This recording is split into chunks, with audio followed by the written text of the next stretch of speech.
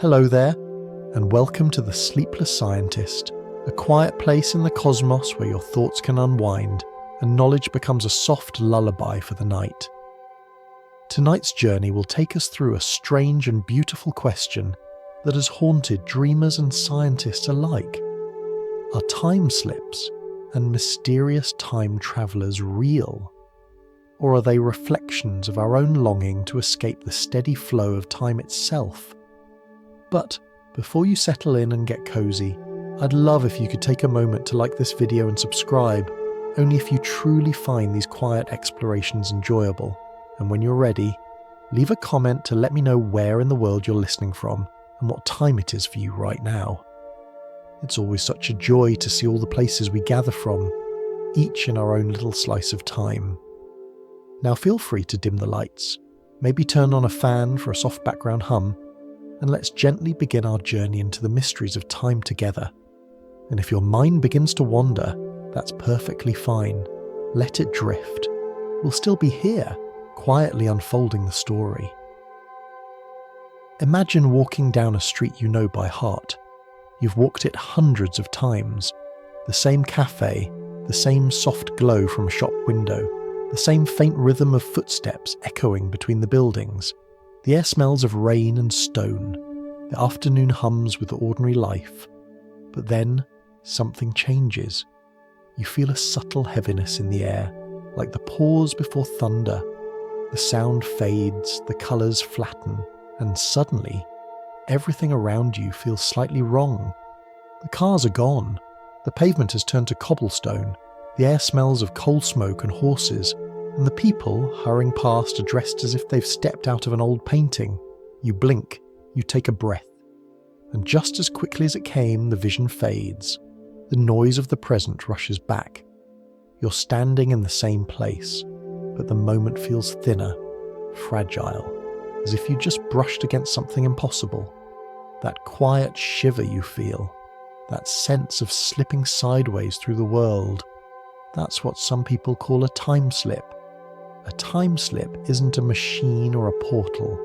It's a moment when the ordinary fabric of reality seems to loosen.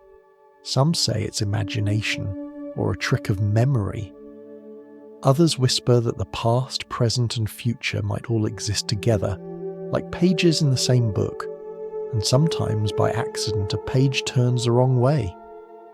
Time itself is strange. We like to think of it as a line, a clear path from yesterday to tomorrow, but in truth it's more like a vast ocean. We float through it, carried by invisible tides. The clocks on our walls tell us that it moves evenly, one second after another, but our minds know better. A minute spent in fear can feel endless. An hour in laughter can vanish in a breath. The scientist Albert Einstein once said that time doesn't flow the same for everyone. It bends and stretches depending on where you are and how fast you move. He described the universe not as a stage where things happen, but as a woven fabric of space and time, a fabric that can ripple, fold, and twist. Imagine that fabric as a soft sheet. If you press your hand into it, the cloth dips under your touch. That curve is what we feel as gravity. The heavier the object, the deeper the curve. Planets and stars press deeply, and the deeper the curve, the slower time flows near it. If a clock could rest near a massive star, its hands would move slower than one on your desk. This isn't theory. It's something we've actually measured. Astronauts aboard the International Space Station return to Earth a few microseconds younger than the rest of us. A tiny difference, but proof that time can stretch. If gravity and motion can bend time, then what happens when that fabric folds? Some physicists call these folds wormholes, places where two distant points might briefly touch, like two sides of a page pressed together. Whether they exist or not, they make you wonder, if space can be curved, why not time? Some people believe that time slips might be tiny folds like that, moments when two layers of reality brush against each other. When the past and the present, usually separated by centuries, briefly align like overlapping reflections on water. There's another possibility, more poetic than scientific, that our own minds sometimes lose their grip on the present. The brain, after all, is a storyteller. It stitches together fragments of perception and memory to create the illusion of a single, continuous now. If that delicate stitching falters for even an instant, we might glimpse something that doesn't belong to this moment at all. Perhaps that's what happens to those who claim to have walked into another century. Maybe they stepped not through time, but through the fragile seams of consciousness. Still, it's hard not to be fascinated by these stories. People who swear they have stood in streets that no longer exist, spoken with strangers long dead, or glimpsed futures not yet written. They're often ordinary people, travellers, tourists, workers on their lunch breaks. None of them set out to witness history. And yet, for a few impossible seconds, history seemed to find them. Skeptics point out that the human brain can misfire in remarkable ways. Under stress, fatigue, or certain electromagnetic conditions, perception can fragment. Memory can splice old impressions into new surroundings. A smell, a sound, or a pattern of light can summon scenes from decades ago, projected so vividly that they feel external. But others argue that these explanations feel too small for what's being described. The details people recall, the way the light falls, the pattern on a dress, the texture of the air, sometimes defy imagination. Whether illusion or encounter, these stories touch something deep in us. They make us wonder if time is really as solid as we pretend. Maybe the present isn't a single point, but a moving window through a landscape that's always there. We think the past is gone, but perhaps it only waits, quiet and folded beneath the surface of now, like a photograph tucked inside a drawer, waiting for the right light to reveal it again. As you listen, try to imagine that. A world layered not just across space, but across moments. Every breath you take overlaps with the echoes of every breath that came before. Every heartbeat hums in rhythm with countless others, past and future, vibrating through the same invisible web. Time doesn't just carry us, it connects us, like strings in one vast instrument, still resonating with notes played long ago. And sometimes, perhaps, a few of those notes drift through again. A smell that shouldn't exist anymore. A sound that feels too familiar. A face that looks out of place. Maybe that's all a time slip really is. A moment when the universe hums two melodies at once, and for a heartbeat, we can hear both. If we follow that faint hum a little further, it carries us to the first of many such stories.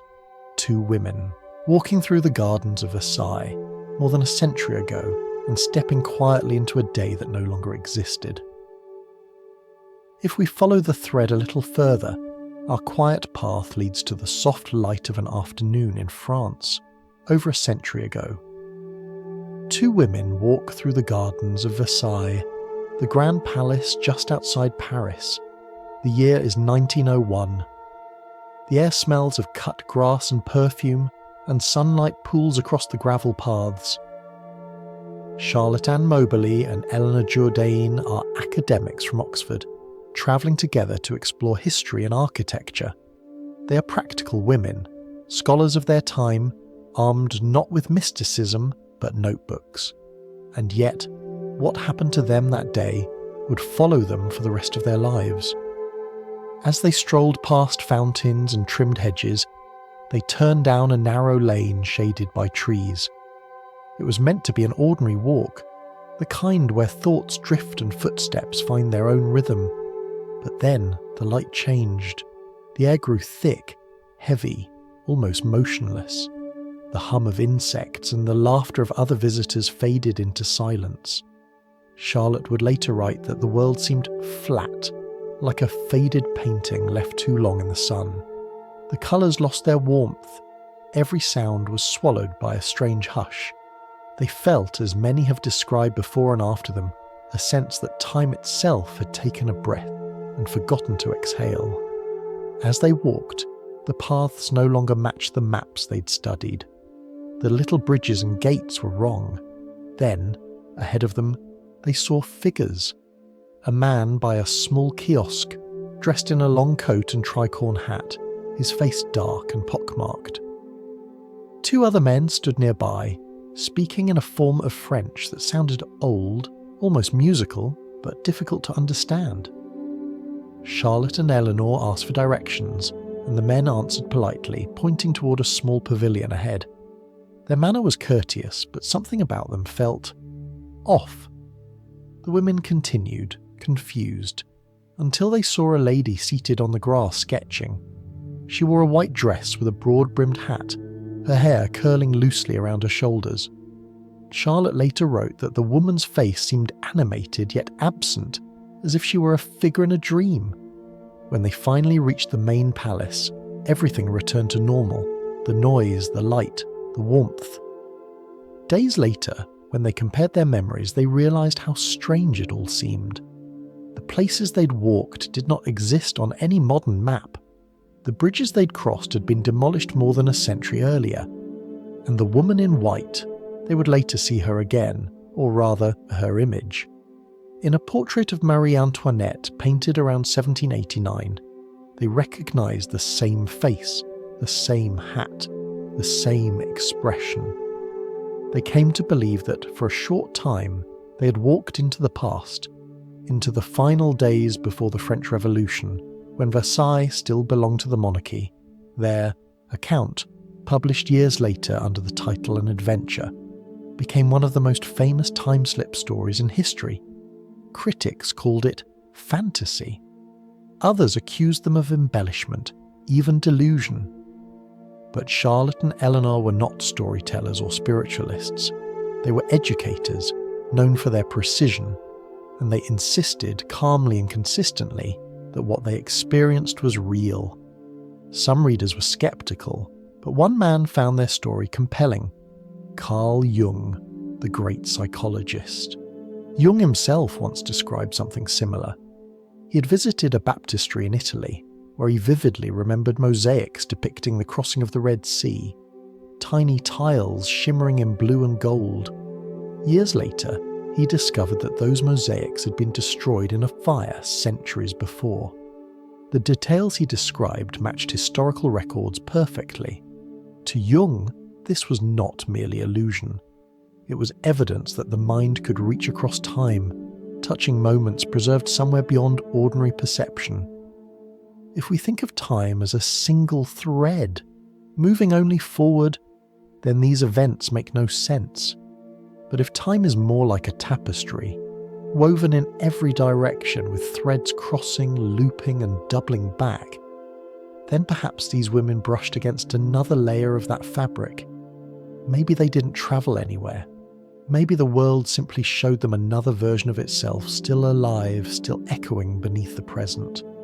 Science, of course, prefers boundaries.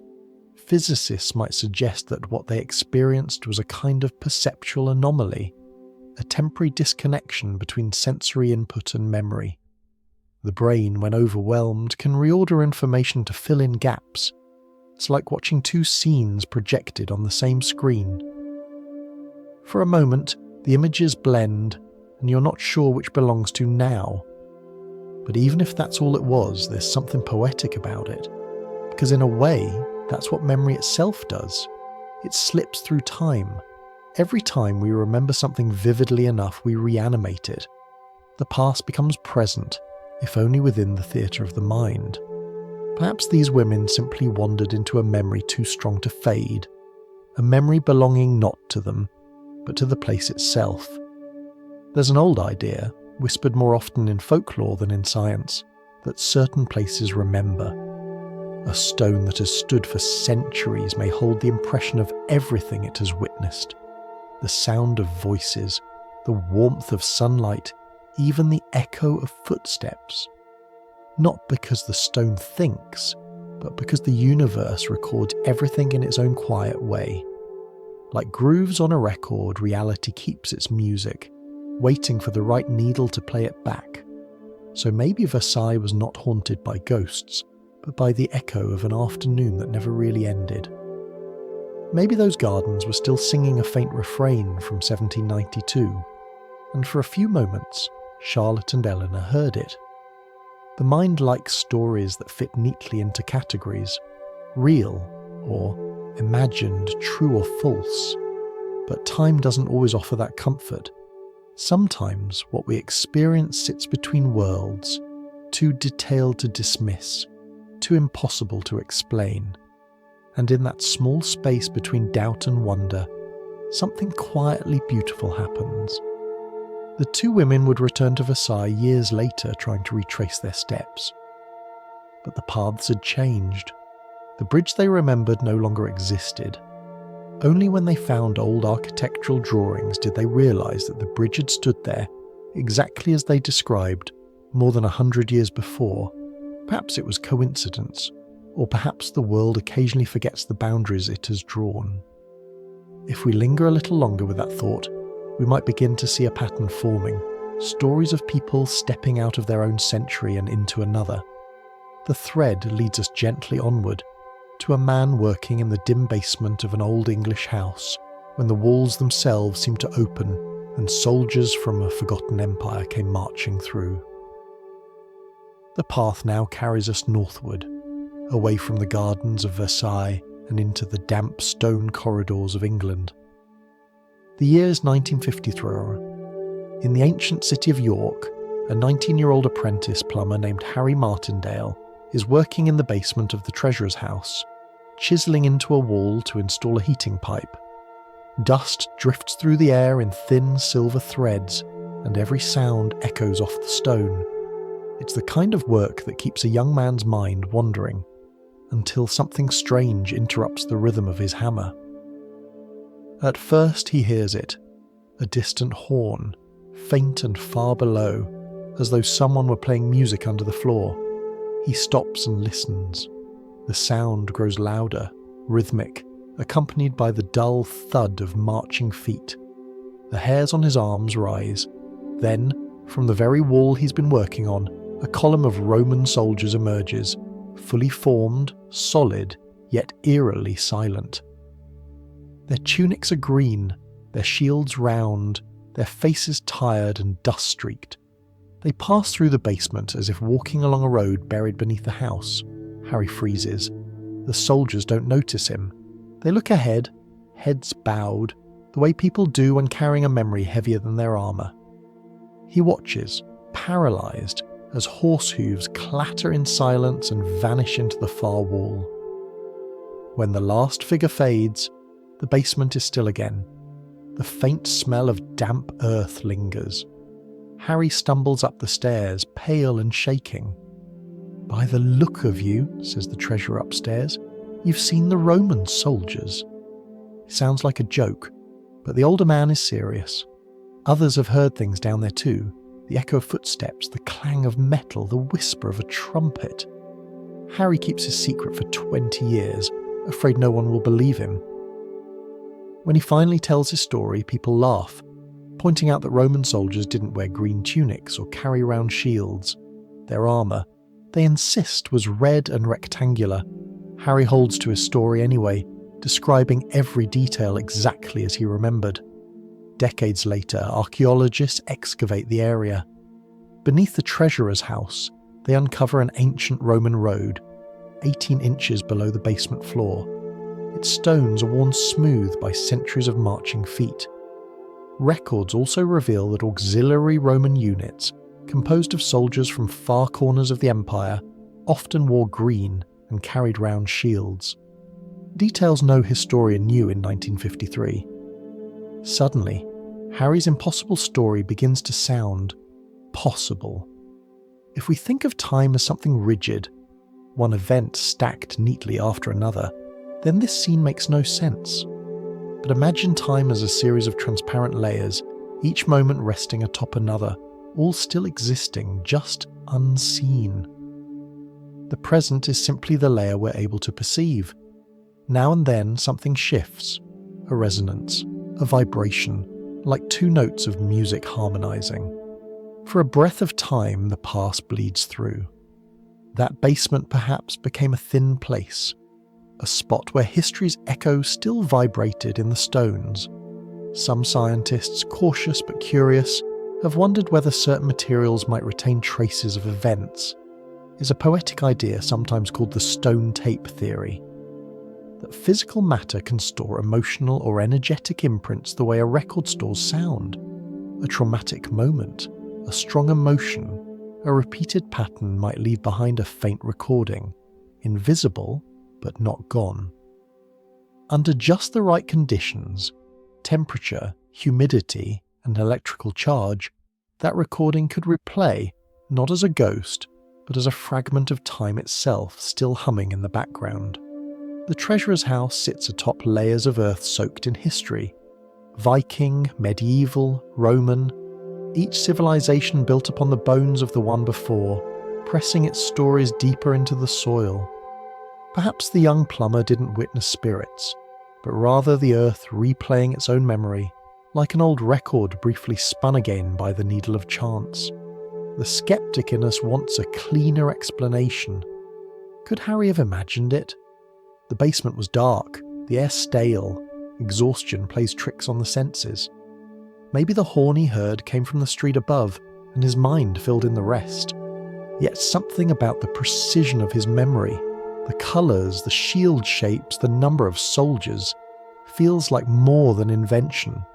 Even skeptics admitted the archaeological match was uncanny. The truth may rest somewhere between perception and physics. Human sight is not a camera, it's a negotiation between light and interpretation. We don't merely record reality, we rebuild it every millisecond from tiny pulses of information. Sometimes the brain might borrow a fragment from the past, a memory, a cultural image, even an ancestral echo, and blend it seamlessly into the now. To us it feels external, as real as the bricks around us. In that way, every mind carries its own time machine, the power to project and relive the infinite archive of experience. But if perception can reach backward, maybe time itself has a kind of awareness. Einstein once described time and space as inseparable threads. To him, the universe was not a flowing river, but a complete landscape. Every hill and valley, every moment already formed. Past, present, and future coexist, like different places on the same map. We experience them one by one, as travellers moving along a path. The soldier on his road, the plumber in his basement, each walking his own stretch of that same terrain, sometimes crossing unknowingly. In that picture, what we call a haunting might simply be two travellers glimpsing each other from opposite directions across the landscape of time. It's a comforting thought in a way, that nothing is ever truly lost. The laughter of children in ancient streets, the crackle of a fire in a Roman hearth, the quiet of a medieval night, all still exist somewhere on that great map, their light travelling forever outward. Occasionally, maybe through a crack or fold in the fabric, we see one another again. Stories like Harry's are easy to dismiss, yet they have a persistence that reason alone can't erase. They whisper to us that time may be thinner, more flexible than we assume, and they remind us that we too are part of that same fragile weave, momentary figures walking roads that others once walked, leaving behind our own faint impressions in the stone. As we drift further into the story, those roads begin to converge. From the quiet basement in York, the trail of time slips leads us across oceans and centuries to a city where these encounters are not rare, but expected. A place where the past seems to rise from the pavement and greet the present on any ordinary afternoon. The trail of clues leads us gently toward the sea, to a city built on echoes and rhythm. Liverpool, known for its harbour winds, its music, and its long memory. It is a place where the tide shapes not only the shoreline, but perhaps, in some mysterious way, the flow of time itself. The city's streets are layered with centuries of history, merchants and sailors, fog and song, churches that lean toward the water, and narrow lanes lit by shop fronts and rain. And among these, One street in particular has earned a quiet kind of fame, not for what it sells, but for what it forgets: Bold Street. To the locals, it's just a busy thoroughfare filled with cafes and bookstores, the scent of roasted coffee drifting through the air. But for decades, strange things have happened here. People walking alone have felt the air grow heavy, the colour drain from the world, and the hum of traffic fade into silence. When sound returns, so does confusion, because the city around them has changed. One of the most famous stories belongs to a retired policeman named Frank. It was a sunny afternoon in 1996. He and his wife, Carol, were out shopping. Carol wanted to browse in a bookstore called Dylan's, and Frank, never much for paperbacks, wandered off toward a nearby music shop. They agreed to meet back at the bookstore in 20 minutes. Simple enough. As Frank made his way back, something odd happened. The crowds around him seemed to thin. The air, moments ago alive with chatter, grew still. The sunlight dimmed slightly, taking on a yellowish tone, as if filtered through an old photograph. When he looked up, the buildings had changed. The modern glass shop fronts were gone, replaced by old brick facades and painted signs. The cars had vanished. A bus rumbled by, but it was an antique, polished and gleaming. Frank blinked. The sound of his own footsteps echoed too loudly. He passed a van with the name Cardin's on the side, an unfamiliar company. The driver honked and shouted something about watching where he was going. The man's accent sounded like it came from another age. Across the street, Frank saw what should have been Dylan's bookstore, but the name above the door was different. Cripps. The window was filled not with novels, but with women's handbags and shoes. For a moment he simply stood there, uncertain whether to laugh or panic. Then he noticed a young woman approaching. Her clothes looked modern, like his own. She smiled politely as he opened the door for her, and they stepped inside together. To Frank's relief, the interior looked normal again. Bright lights, shelves of books, the familiar sound of a cash register. But the woman beside him turned pale. "I thought this was a new clothing shop," she said. "Where did it go?" Later, when Frank did some research, he learned that Cripps had indeed been a women's clothing store on Bold Street in the 1950s. The company Cardin's had existed too, delivering goods to the area in that same decade. The details matched perfectly. He never forgot the experience, and though he was not a man inclined toward fantasy, he found no easy way to explain it. It was as though the city had briefly revealed another layer of itself, a memory still walking the same streets, waiting to be noticed. Frank's story is not unique.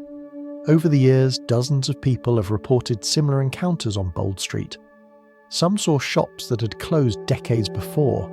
Others spoke with people wearing out-of-date clothes, or read newspapers displaying impossible dates. Most describe the same sensation before it happened: a dizziness, a sense of pressure in the air, and then the silence. Always the silence. Scientists who have looked into the phenomenon tend to start with the human brain. When we navigate familiar spaces, our sense of reality depends on memory, prediction, and perception working in perfect harmony. If that balance wavers, through stress, fatigue, or a burst of magnetic energy, it can cause a kind of internal flicker. The brain, searching for coherence, might project a scene from its archive of images. That flicker can last a second or two, long enough to feel like stepping into another world. But even this explanation doesn't satisfy everyone.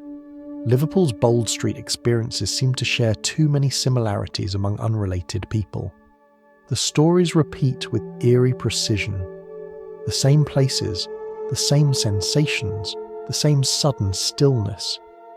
It feels less like a personal illusion, and more like a shared anomaly. Locals have begun to think of Bold Street as a thin place, a spot where time itself wears a little thinner, like the worn patch on a favourite coat. Some jokingly call it the city's temporal Bermuda Triangle. Yet for those who felt the shift, it's no joke. they describe the experience with awe, fear, and an almost sacred quiet, like being allowed a glimpse behind the curtain of ordinary life. When you walk through Liverpool, you can feel why such stories belong here. The city hums with contrasts, old cathedrals beside neon cafes, the echo of waves against the docks, the chatter of generations mixing on cobbled streets. It's a place that remembers itself vividly. And perhaps that's what makes Bold Street special.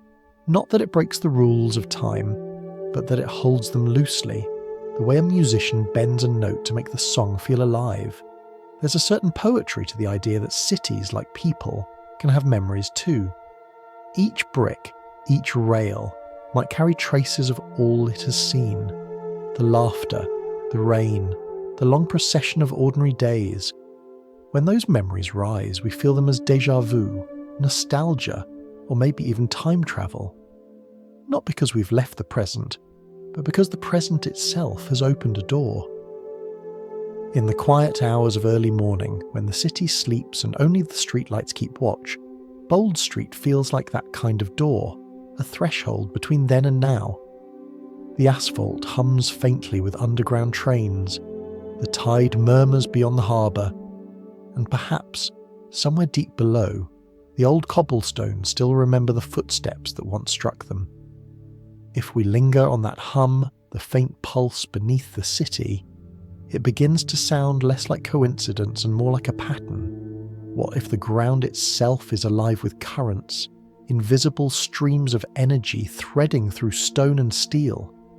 What if time slips are not random but drawn to these subtle vibrations?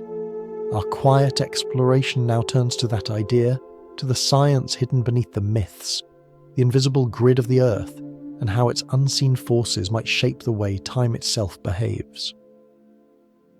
If we follow the thread a little further, the story deepens beneath the cobblestones. Every city hides a secret map, a network of currents, cables, pipes and veins humming just below the sound of our footsteps. Liverpool is no different, but some researchers believe its underground design does more than power its lights or carry its trains. They think it might be shaping time itself in ways we barely understand. Imagine standing in the middle of Bold Street on a quiet evening. Beneath your shoes lies an intricate web of metal rails and electrical lines wrapped in layers of sandstone and clay. Through those wires runs a constant flow of energy, pulsing with each passing train. Add to that the natural currents that the Earth generates, slow, steady electrical movements created by its own magnetic field, by lightning, by the tides.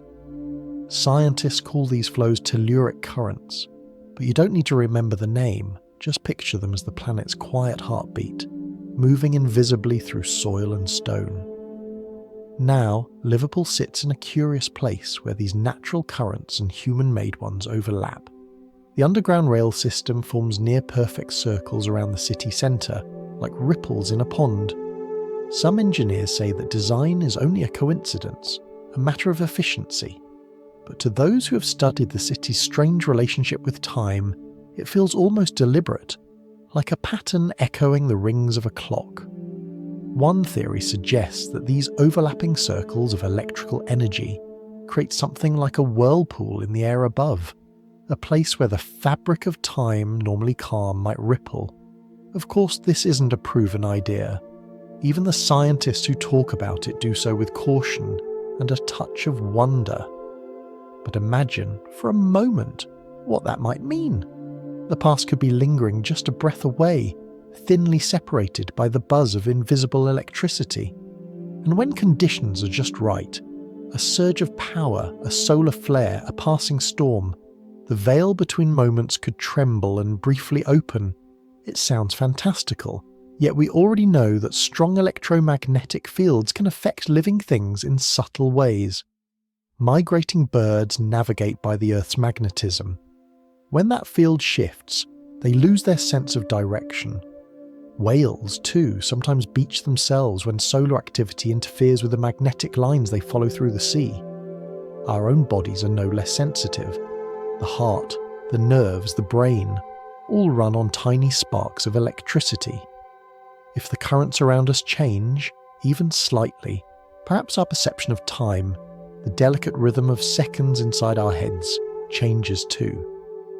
Liverpool's position by the ocean may make this effect even stronger. The tides here are immense, dragging water through deep channels that stir both magnetic and electrical forces in the earth below. Ancient builders might have sensed such places long before they could measure them. Across the world, sacred sites often align with invisible energy paths that some call ley lines. These lines aren't maps you can draw with precision, but more like stories whispered through centuries. The idea is that certain locations hum with the Earth's own resonance, a pulse that early civilizations learned to feel. Some modern researchers, inspired by both folklore and physics, have noticed that many of these so-called ley lines intersect at sites known for strange phenomena, mystical experiences, unusual lights, or, in this case, time slips. In Liverpool, several of these intersections run directly through Bold Street and the older parts of the city. It could be coincidence, or it could be that people, long ago, built their paths and homes where the air already shimmered a little differently. You might think of it as the planet's hidden circuitry. Just as the brain sends impulses across neurons, perhaps the Earth sends its own subtle messages through magnetic waves.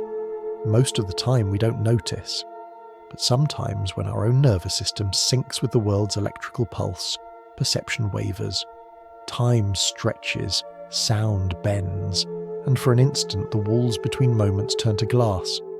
This notion of electromagnetic weather shaping our sense of reality sounds poetic, but it has roots in measurable science. The magnetic field around our planet is constantly shifting, stirred by solar storms and the slow breathing of the Earth's molten core. During strong solar activity, satellites and radio signals flicker. Compasses wander. Some studies even suggest that human mood and sleep patterns subtly change during these cosmic fluctuations. If a city sits atop converging currents of natural and artificial energy, could it become a kind of amplifier for such effects? Imagine a violin string drawn across the landscape. Each rail, each underground cable, each shimmering current in the soil adds its own vibration. The city becomes a great instrument, tuned by accident, and sometimes it plays a note that resonates with the human mind. Perhaps when that note hums at the right frequency, the ordinary structure of perception ripples outward. You blink, and the melody of one century fades into another. None of this, of course, proves that people truly travel through time on Bold Street. The human mind loves patterns. We build stories around them to explain what we can't measure. But even if time slips are only the imagination's way of interpreting electromagnetic echoes, they reveal something quietly profound.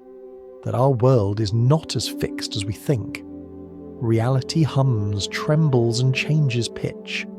Every place, every moment has its own resonance. When you walk through Liverpool on a windy afternoon and the overhead wires whistle softly, you might feel that resonance, the city's hidden grid humming beneath your feet, the heartbeat of the planet murmuring below. Perhaps that's why Bold Street feels different. It's not haunted by ghosts, but by frequencies overlapping across centuries. In this view, a time slip is less a leap across history and more a moment of harmony, when the rhythm of your own mind aligns with the deeper rhythm of the Earth. The clock doesn't stop. It simply plays a different measure, and you step briefly into its alternate song. As we drift further into the story, the hum beneath the city begins to form a pattern of its own, one that seems to rise and fade like a breath. There's another tale waiting there, down in those same tunnels, where people have claimed to see entire worlds flicker to life and vanish. The sound of a market, the smell of fruit, the murmur of a crowd that shouldn't exist at all. And then, silence again. The trail of this story now drifts beneath the surface, into the quiet tunnels that run under Liverpool. Down here the air smells of dust and damp brick, and the ceiling arches overhead like the ribs of a sleeping animal. These are the Williamson Tunnels, a maze of passageways built in the early 19th century by a man whose reasons remain as mysterious as the tunnels themselves. No one really knows why he made them, Some say for storage, others for religion, and some whisper that he simply wanted to dig toward eternity. Whatever their purpose, the tunnels still hum with echoes. On a summer evening in the 1990s, a group of urban explorers wandered down here, flashlights flickering against the walls. They expected silence, the kind that presses against your ears until you can hear your own heartbeat. But what they found instead was a sound, faint at first, like a distant crowd. Voices, footsteps, the creak of wooden wheels. They turned a corner and stopped. Before them was a bustling underground market. The air was thick with the smell of fresh produce and smoke from lanterns.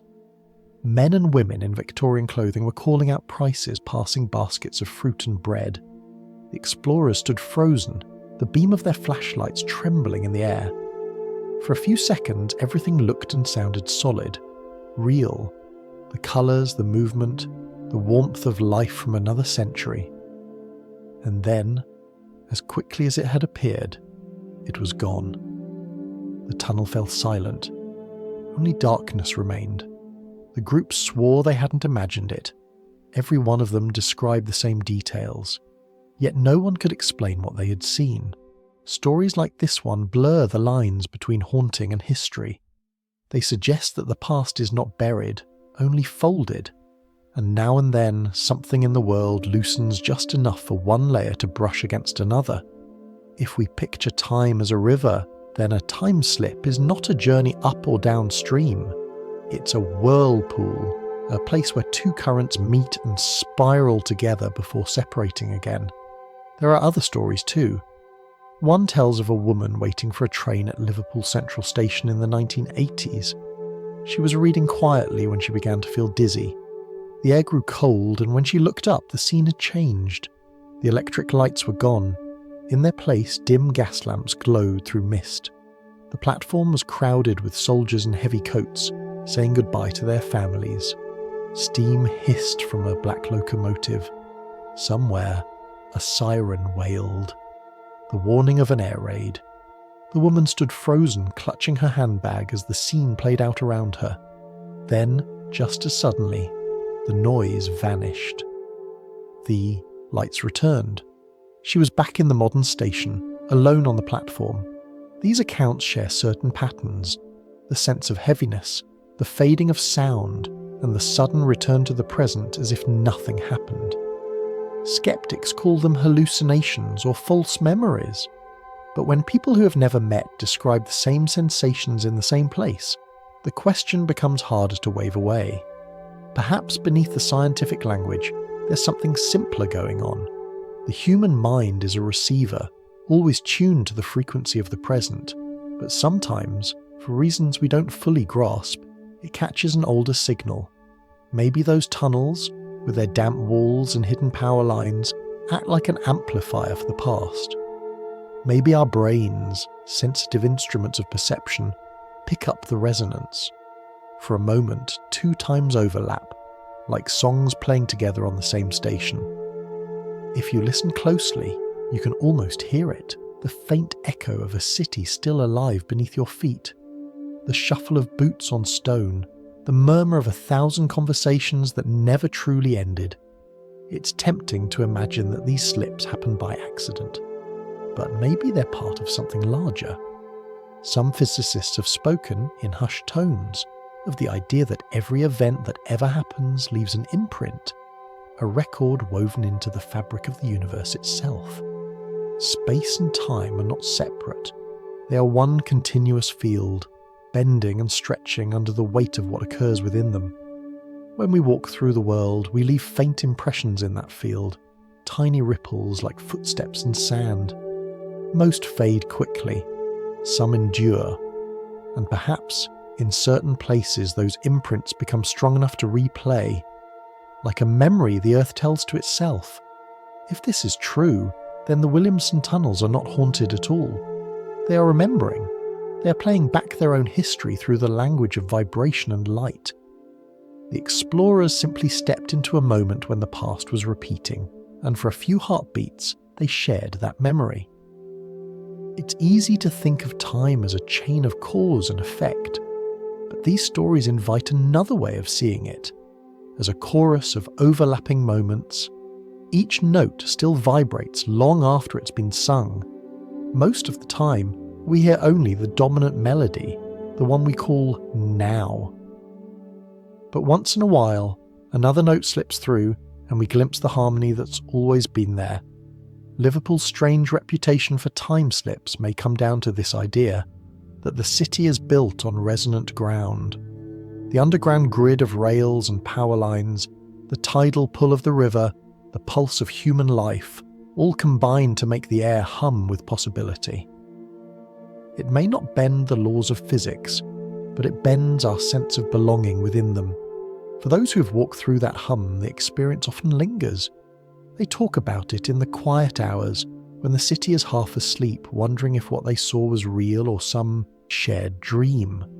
But whether true or imagined, the feeling remains the same, a profound awareness that the world is layered with unseen dimensions and that reality might be softer at the edges than we ever thought. The stories from Liverpool remind us that time is not simply passing, it's accumulating, like sediment at the bottom of the sea. Every life, every moment settles there, forming strata that never fully vanish. And sometimes, under just the right conditions, those layers crack open, letting a little of the past seep through. If we listen carefully, even our own memories echo the same way. A scent, a melody, a turn of light through the window, and suddenly we're somewhere else entirely, in a room long gone, speaking words we haven't thought of in years. Time slips happen in our minds every day. They just last longer for those who stumble into them physically. From here, the story opens into a wider horizon. We've wandered through whispered corridors of the past, but there are others who claim to have glimpsed the opposite direction, to have seen the future itself, captured in photographs, paintings, and film. Some insist that travellers from tomorrow have already walked among us, leaving traces hidden in plain sight. And perhaps it's there, in those curious images, that our next step through time begins. The path now carries us away from the tunnels and toward the bright hum of a city that never sleeps. Imagine it. New York, 1950. The lights of Times Square shimmer against the wet pavement. Neon signs blink in rhythm with the restless pulse of traffic, and people move like schools of fish through the evening glow. Among them, a man appears, dressed oddly for his surroundings. His coat is from another era, his tie a little too wide, his shoes scuffed but polished as if he still believes in formality.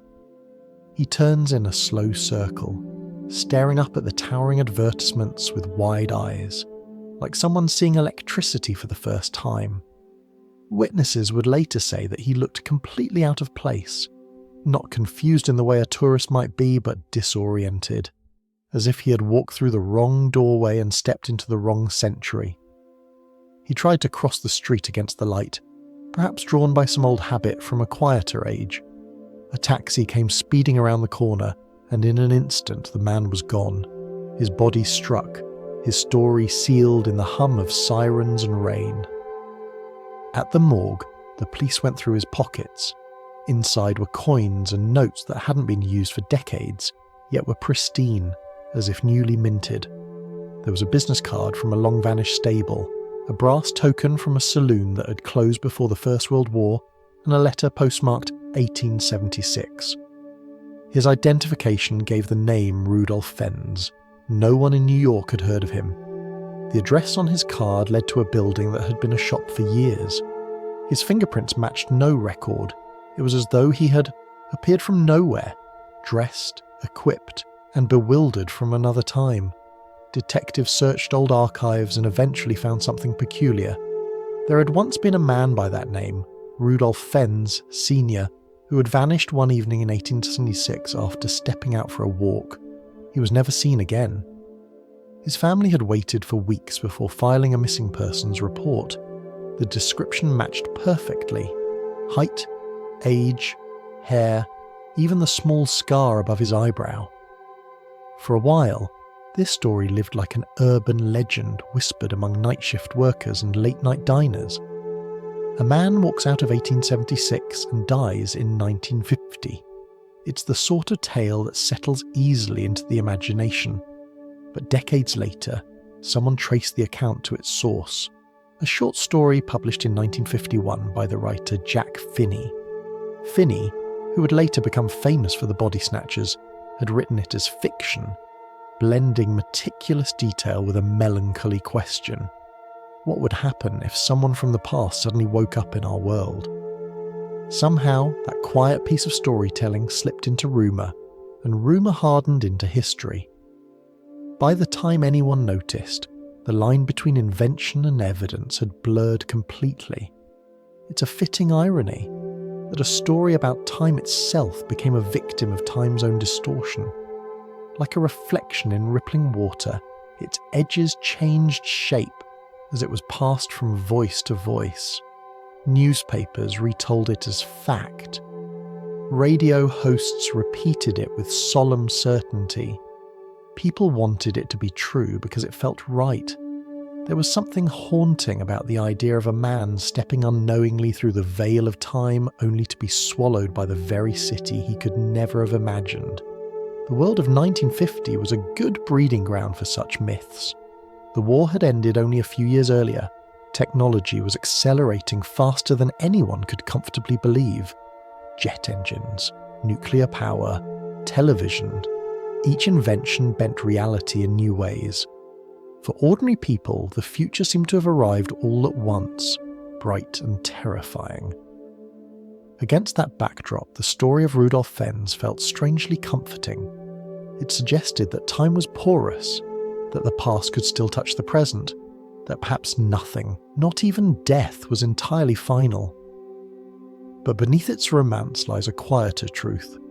Sometimes our need for mystery writes itself into fact. We take the glimmer of a good story and polish it until it shines like proof. It's not deceit, it's longing. We are, after all, a species built on stories. Before science, before writing, we explained the world by weaving it into tales we could hold. And even now, when our machines can measure the heartbeat of atoms, we still crave the warmth of a narrative that feels like it might just be real. The legend of Rudolf Fens endures because it captures that longing perfectly. The image of him, bewildered beneath the lights of Times Square, feels almost sacred. He represents every one of us, caught between past and future, trying to understand the moment we inhabit. In a sense, we are all time travellers. Each morning we awaken in a world that has moved on since yesterday, full of inventions we're still learning to understand. Every step forward leaves behind another version of ourselves, someone we can no longer quite remember. And so, the story of Rudolf Fens is more than an urban myth. It's a parable about change, about how swiftly the familiar becomes foreign. He wasn't proof of time travel. He was a mirror reflecting our discomfort with time's relentless motion. We invent travellers from the past because we secretly feel like them, bewildered guests in an age that seems to be moving faster than we can follow. When we listen to stories like his, we aren't searching for science. We're searching for empathy, for reassurance that the past still remembers us, and that we haven't drifted too far from where we began.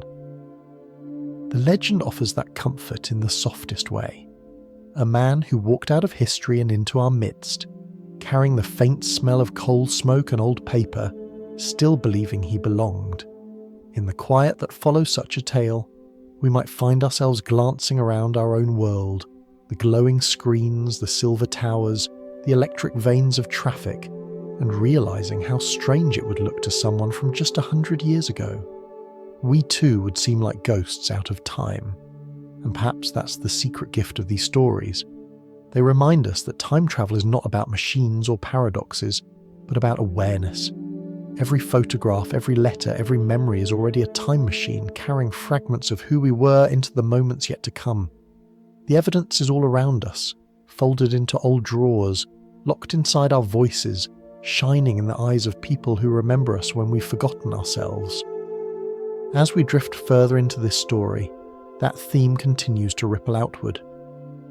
The next tale doesn't begin in a dimly lit morgue, but in a courtroom where a man once claimed that his astounding knowledge of the stock market wasn't the result of genius or luck, but of history already written. If we follow the thread a little further, it leads us not to a cobbled street or a flicker of ghostly soldiers, but into the fluorescent hum of a financial office, rows of screens glowing with numbers, the pulse of the modern world beating in digits and percentages.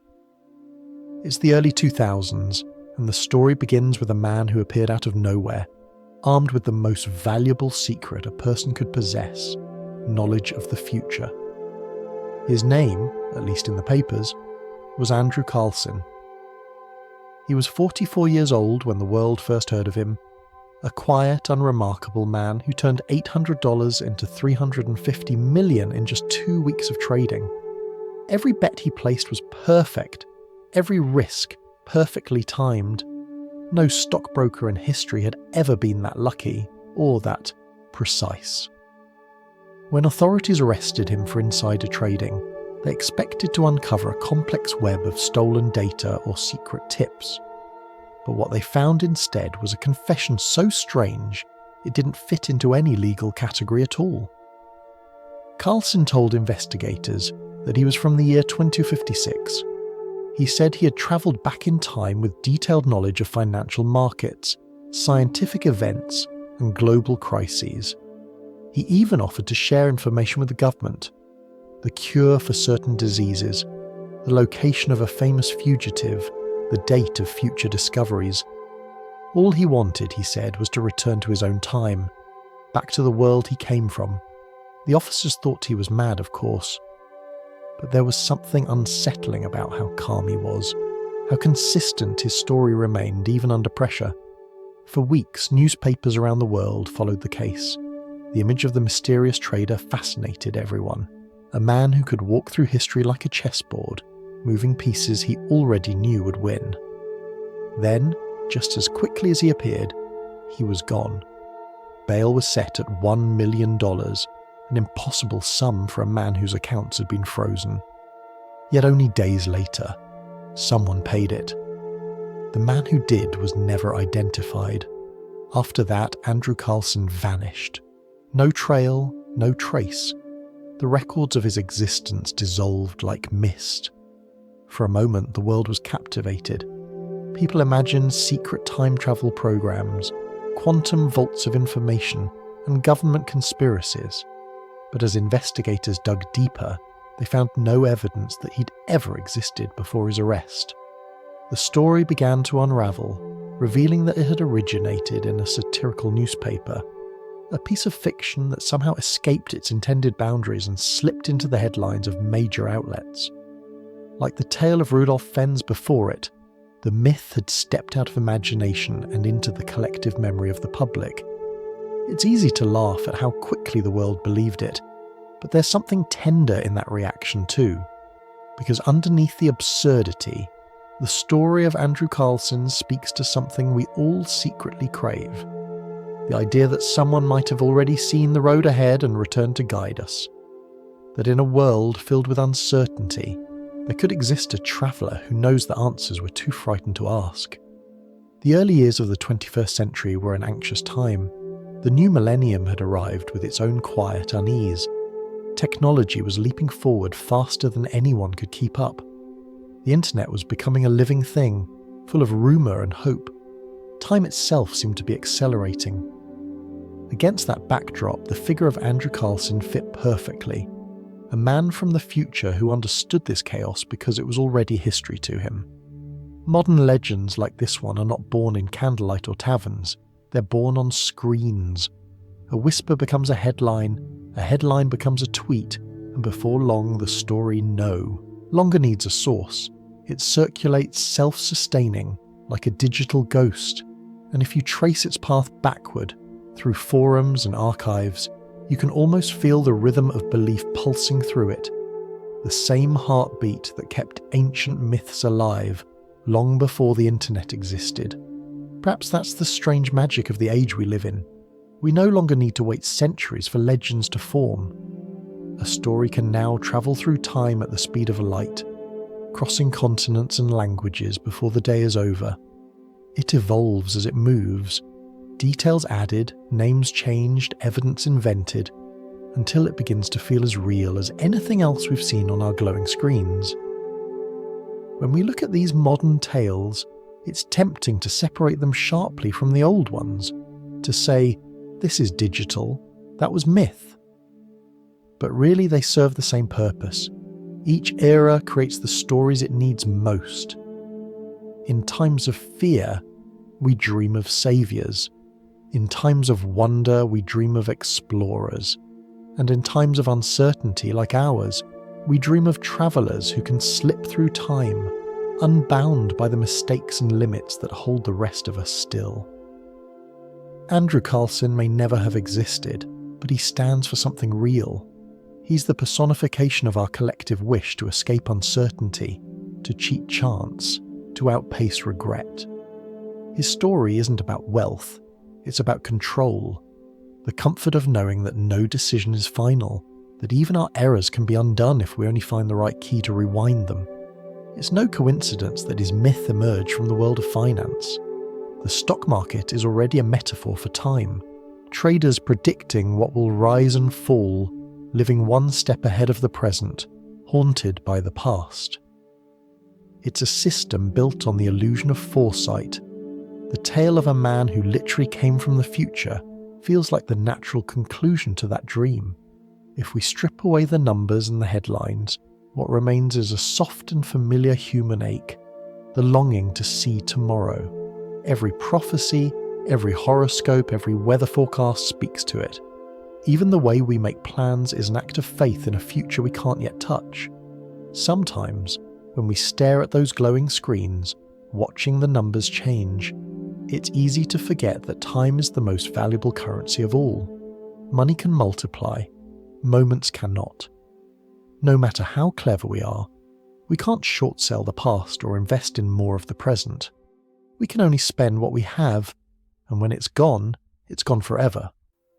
The story of Andrew Carlson ends the same way it began, in silence.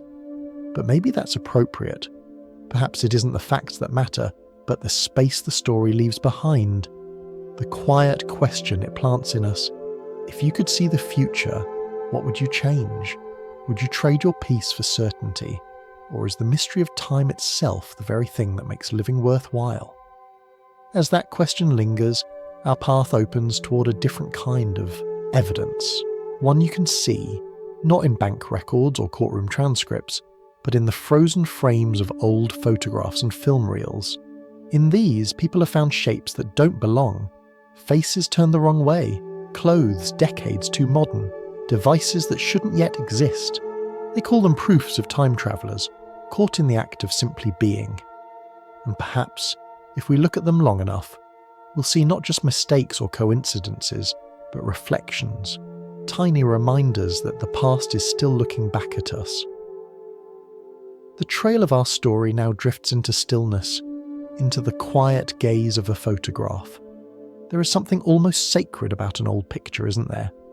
You hold it gently between your fingers, and it feels less like paper and more like a window, one that opens to a moment that still breathes somewhere, even if only faintly. Every photograph is a frozen heartbeat, a pause in the river of time. And sometimes, if you look closely enough, the river seems to move beneath the surface. That sense of movement has given rise to some of the strangest stories ever told. The idea that, hidden within these captured moments, there might be proof of travellers who have stepped out of their own era and into ours. People who, by accident or design, have been caught in the act of wandering through time. One of the most famous of these images is often called the time traveller hipster. The photograph was taken in the 1940s at the reopening of a bridge in British Columbia. The crowd is dressed as you might expect for that era. Suits, hats, long coats, and the faint blur of cigarette smoke drifting in the air. But near the centre, there's a man who seems out of place. He wears sunglasses that look too modern, a printed t-shirt, and what appears to be a small camera hanging from a strap around his neck. Nothing like the boxy models used at the time. To the modern eye, he looks casual, contemporary, maybe even a little smug, like someone who stepped out of the 21st century by mistake. For years, this photograph circulated online with hushed amazement. People zoomed in, tracing the seams of his sweater, the shape of his glasses, the metal glint of his device.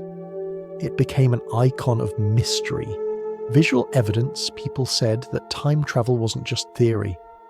But when historians examined it closely, the magic softened into explanation. The man's glasses, it turned out, were a style already available in the 1930s. His shirt wasn't printed, but knitted with a pattern popular among Canadian sports teams. And his camera, a Kodak pocket model that had existed for a decade before the photo was taken. Nothing was impossible, except our wish for the impossible itself. Yet even after the mystery dissolved, people couldn't let go of it. The image had become more than evidence. It had become a story, a reflection of how easily the human heart can mistake nostalgia for proof. Another photograph from a 1928 Charlie Chaplin film premiere seemed to show a woman walking past the theatre while talking on a mobile phone. Her hand was raised to her ear, her lips moving, her expression distant. The same posture we all know too well. A traveller from the future, people murmured. But in truth, the object was most likely a small hearing aid, common at the time but unfamiliar to modern eyes. Still, the image holds its charm. There's something mesmerising about that pose, the solitary gesture of communication across invisible distance. Even knowing the truth, we can't help but feel that she's speaking to someone who isn't there. Then there's the famous carving of the Salamanca astronaut, a figure sculpted into the facade of a Spanish cathedral built centuries before such technology existed. The carving shows a man in what appears to be a spacesuit, helmet and all. Tourists stand before it in wonder, convinced it must be proof of time travellers or ancient aliens. The truth, again, is simpler. The figure was added during a 20th century restoration as a playful signature by the artists. But perhaps that's the most beautiful twist of all, that even our restorations carry new ghosts, new layers of time built into old stone. One final artifact often appears in lists of the impossible. A small wristwatch found inside an ancient Chinese tomb, sealed for more than 400 years. The watch, shaped like a ring, was said to bear the word Swiss engraved on its face. When the story broke, newspapers filled with speculation. How could an object of the modern world have slipped backward into the Ming dynasty? Scientists who examined the case found no record of the artifact in official archives, and most now agree it was simply a misunderstanding, or perhaps a fabrication. Yet the image of that tiny watch continues to circulate, ticking forever in the collective imagination. Each of these stories follows the same rhythm: discovery, wonder, revelation, and finally, quiet persistence. Because even when the rational explanations arrive, the longing remains. We don't want these travellers to disappear. We need them, in some small way, to keep reminding us that the world still holds mysteries just out of reach. When you look at an old photograph, you're already participating in time travel. The light that touched those people, that street, that cloud of smoke, is the same light that now touches your eyes. You're seeing not just the image, but the past itself, light delayed, crossing decades to meet you. Perhaps that's why we're so easily enchanted by the thought of travellers frozen in old pictures. In truth, every photograph is evidence that time can be stopped, held, and shared across generations. There's a quiet beauty in this realization. The camera was invented not to prove time travel, but to soften the ache of impermanence. It lets us hold on to what would otherwise vanish: a face, a gesture, a breath of laughter. To look at an old photo is to bridge centuries in an instant, to meet the gaze of someone who never knew you but somehow still reaches toward you. So when we stare at these supposed proofs of time travellers, the hipster, the woman with the phone, the astronaut, the watch, we are not really looking for scientific evidence. We are looking for connection, for reassurance that time does not separate us completely, that something of every moment endures beyond its own vanishing. Maybe these images endure not because they prove time travel, but because they let us hope that time itself is watching us back. And so, we close this gallery of mysteries softly, like shutting the cover of an old photo album. The pictures fade, but their quiet pull remains. For those who believe, they are invitations. For those who doubt, they are poems made of light. From here, our story begins to change shape once again. We've wandered through whispers and pixels, through tales of travellers both imagined and impossible. But there is one story that refuses to stay confined to rumour or fiction. A story that stands on the boundary between folklore and documented fact. It begins in Kyiv, in the mid-2000s, with a man who appeared suddenly on a city street, confused and carrying a camera decades out of date.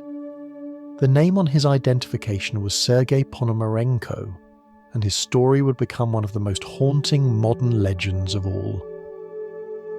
The path of our quiet exploration now leads us eastward into the grey light of a Ukrainian spring. The year is 2006. Kyiv hums with the restless rhythm of modern life. Cars threading through narrow streets, trolley lines singing overhead, the air thick with a mixture of diesel and blooming chestnut trees. It's a city that carries its past close to the surface. Old Soviet buildings stand beside new glass towers, and between them you can almost hear time itself creaking softly, as if trying to remember which direction to move. And one afternoon, into this restless city, a man appeared. He was standing on a sidewalk, dazed and pale, holding an old-fashioned camera in his hands. His coat was too short for the season, his shoes worn, his expression uncertain, like someone who had just stepped out of a dream and couldn't quite wake up. Passers-by assumed he was confused, perhaps lost. But there was something about him that didn't fit. The way he looked at the cars, the traffic lights, the cell phones people carried. His eyes widened, not with curiosity, but with alarm.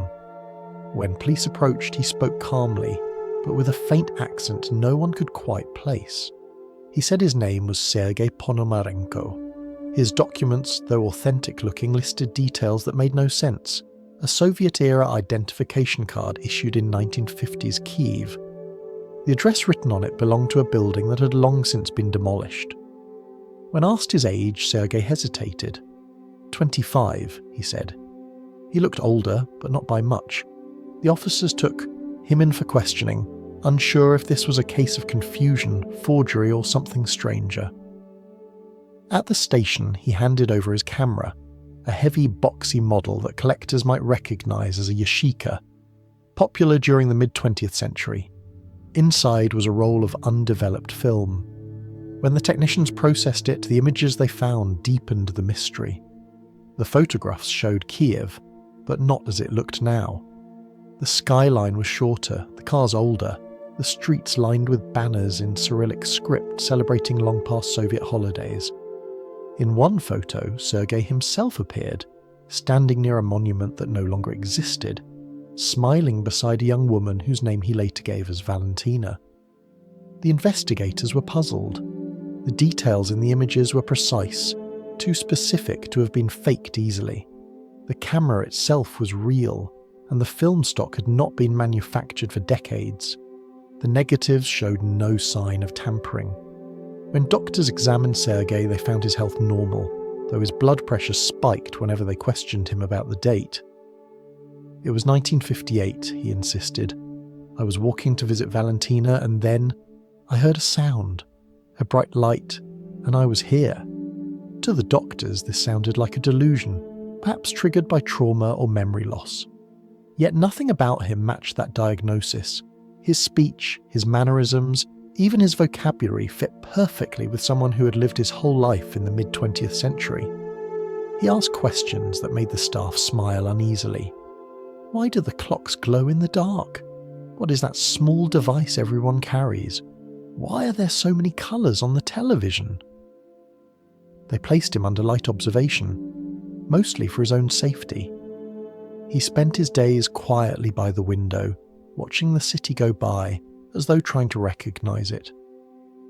Nurses said he often pressed his hand to the glass and whispered that everything looked too sharp, too fast, like a film playing in double speed.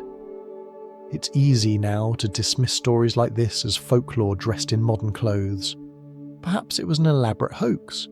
Perhaps the photographs were staged, or a television reenactment mistaken for truth. But even with those explanations, there's something haunting in the idea of Sergey's arrival. A man standing alone in the middle of a street, blinking at a world that shouldn't exist yet. An accidental traveller, carrying a piece of the past in his hands. And maybe that's why the story endures, because it speaks to something more than the possibility of time travel. It speaks to the disorientation we all feel sometimes, waking up in a world that's changed too quickly. Who hasn't looked around and thought, when did everything start moving so fast? We might not have stepped out of 1958, but we know the feeling of losing our place in time. The most curious part of Sergey's case was that film roll. When developed fully, the final frames appeared damaged, white streaks and strange bursts of light, as though the emulsion had been overexposed to something invisible. A physicist consulted for the investigation described the patterns as ionization marks, a technical way of saying that something had briefly interfered with the energy of the film itself. If light is the handwriting of time, then Sergey's film carried a message in a language we couldn't quite read. There's a poetic symmetry in that. A man claiming to have fallen through time, bringing with him photographs that behaved as though they had fallen too.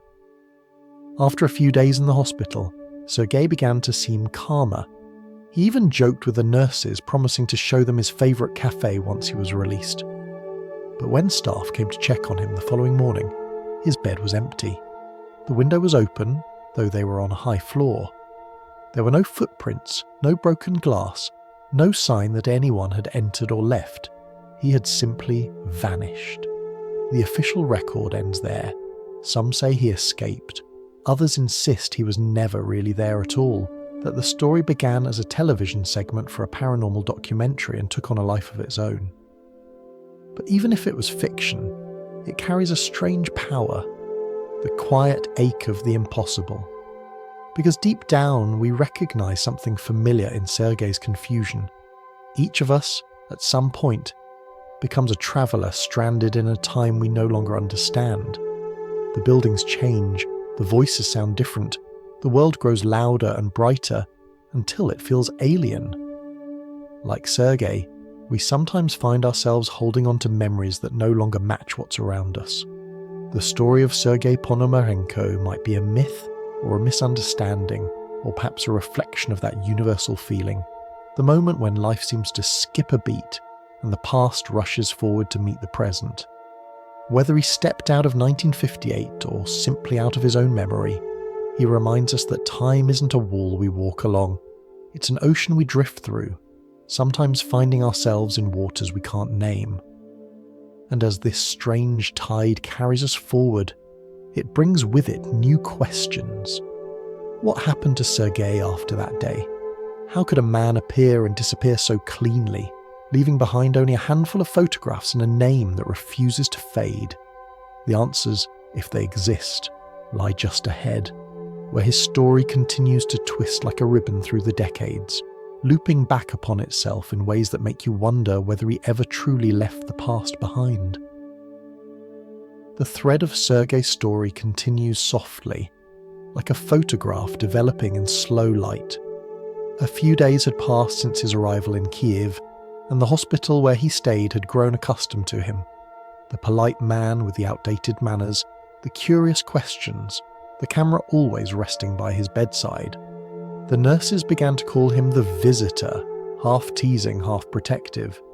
He thanked them every morning, always with that slightly formal tone, of another era, as though still living under the polite customs of a world that no longer existed. But then, one grey morning, the bed was empty. The sheets were neatly folded, the window slightly open, and the air carried the faint scent of rain. There were no signs of struggle, no footprints on the sill, no witnesses who saw him leave. It was as if the air itself had decided to take him back. The doctors and police searched the hospital grounds, combed through surveillance footage, questioned staff and patients. Nothing. In every frame, Sergey simply wasn't there anymore. His belongings remained. The camera, his wallet, and the worn Soviet identity card that felt more like a prop than a document. That night, the nurses whispered that perhaps he had finally found his way home, to whichever version of Kyiv he belonged to. The story might have ended there, one more unsolved disappearance in a city full of them. But then came the second twist, the one that keeps this story alive even for those who dismiss the rest. Months after his vanishing, a local historian reviewing archival footage for a documentary stumbled upon an old black and white recording from the late 1950s. It showed a crowded street in central Kyiv, men in caps and women in headscarves, trams clattering past, and among them, just for a few seconds, appeared a man who looked exactly like Sergey. Same face, same camera, same coat. It's the kind of coincidence that can make you pause, because whether it was an eerie resemblance or something more, the effect was the same. It closed the circle. The man who had appeared from the past had also been found there, waiting. Those who believe in time travel saw this as confirmation that Sergey had slipped back into his own moment, the universe gently correcting its misplaced piece. Skeptics countered that the video could have been edited, or that it simply showed someone with similar features. The debate continues quietly in corners of the internet where people still share the images side by side, the 1958 frame and the 2006 photograph, and wonder how such symmetry could exist by accident. If we try to make sense of it through science, the explanations drift toward the poetic anyway. Physicists have long known that time and space are not separate, but woven together into a single fabric, an invisible sheet that can bend and stretch. When a massive object like a star presses into that fabric, it curves, and time itself slows around it. The stronger the gravity, the slower the ticking of the clock. It's a strange truth that's been tested countless times. Astronauts orbiting the Earth return home a few fractions of a second younger than those who stayed behind. It's not imagination. It's the quiet rhythm of the universe reminding us that time is not as steady as it seems. If that fabric can bend, might it also fold? Some imagine that time, under certain conditions, might behave like cloth caught in a breeze, rippling, twisting, letting one moment brush against another. Most scientists see this as speculation, but the image has a certain tenderness to it. You can picture Sergey caught in such a fold, stepping through a wrinkle that momentarily joined two centuries, only for the crease to smooth itself again, leaving him where he started. Others have offered gentler psychological explanations, that Sergey's mind had slipped, not the world around him. Memory is not a fixed archive. It's a living thing, fluid and fallible. When trauma or confusion distorts its flow, the past can feel as vivid as the present. Perhaps Sergey wasn't a traveller, but a man lost in his own timeline, pulled between moments his mind could no longer separate. But then there are the stories that drift further into the uncanny. Some say a doctor who treated Sergey received a photograph years later, slipped anonymously into his office mailbox. It showed a man standing by a riverside holding the same old camera. The image was dated decades ahead, 2050. Whether that was real or another layer of legend, no one can be certain. Yet it fits the pattern perfectly. The past, the present, and the future folding quietly into one another, like pages in a well-worn book. It's easy to let skepticism dissolve such tales, to remind ourselves that evidence bends easily under the weight of imagination. But even when the story wavers, its resonance remains. Because somewhere in that hospital room, in that empty bed and that open window, lies a question older than science itself. What if time is not a line we walk along, but a field we move through, sometimes losing our way, sometimes finding ourselves again? We may never know who Sergey truly was. Perhaps he was an actor in a forgotten television segment, a creation of myth wrapped in modern costume. Or perhaps he was a young man who wandered too close to the edges of time's fabric and slipped through its weave, leaving behind a faint echo for us to find. There's something beautiful about the symmetry of his story, the appearance and the disappearance, the photographs and the film, each mirroring the other like reflections in opposite mirrors. One moment expands into another until cause and effect blur together, and you can't tell which came first, the man or the myth. And maybe that's the quiet lesson hidden in the tale, that every mystery we chase eventually folds back on us. We look for travellers from the future, but what we're really seeking is the assurance that our own lives, our own fleeting moments, might ripple outward and be remembered in some other time. As we drift further into the folds of this story, one final piece of Sergey's legend waits ahead. A message said to have been written after his disappearance, a letter addressed to the woman he loved. Whether it was forged, misplaced, or truly sent from another era, it carries the same quiet ache that threads through all our wondering about time. It's a note, perhaps, from the edge of forever. From here, the story opens like an envelope left on a windowsill, its edges curled by sunlight and time.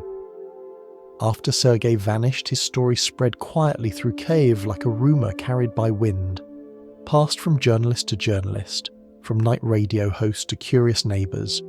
Most people dismissed it, of course. Cities collect mysteries the way trees collect leaves. They fall, they gather, and then they're forgotten. But this one lingered, maybe because it had the softness of a love story hidden beneath the strangeness of a scientific impossibility. Months after his disappearance, a letter surfaced, arrived in a modest apartment on the city's left bank, addressed to a woman named Valentina. Her neighbours said she was quiet, middle-aged, and rarely spoke of the past. She lived alone, kept a small balcony garden, and still used an old rotary phone even as the rest of the world rushed toward digital screens. When the envelope appeared in her mailbox, she almost didn't open it. There was no return address, only her name written in the looping cursive of a time long gone. But something in her heart must have recognised the hand that wrote it. Inside was a single sheet of paper, yellowed at the edges but crisp, as if it had been sealed away from air for years. The letter began simply, "My dearest Valentina." The handwriting was unmistakably Sergey's. He wrote that he was safe, though confused, that he had found himself in a world both familiar and foreign.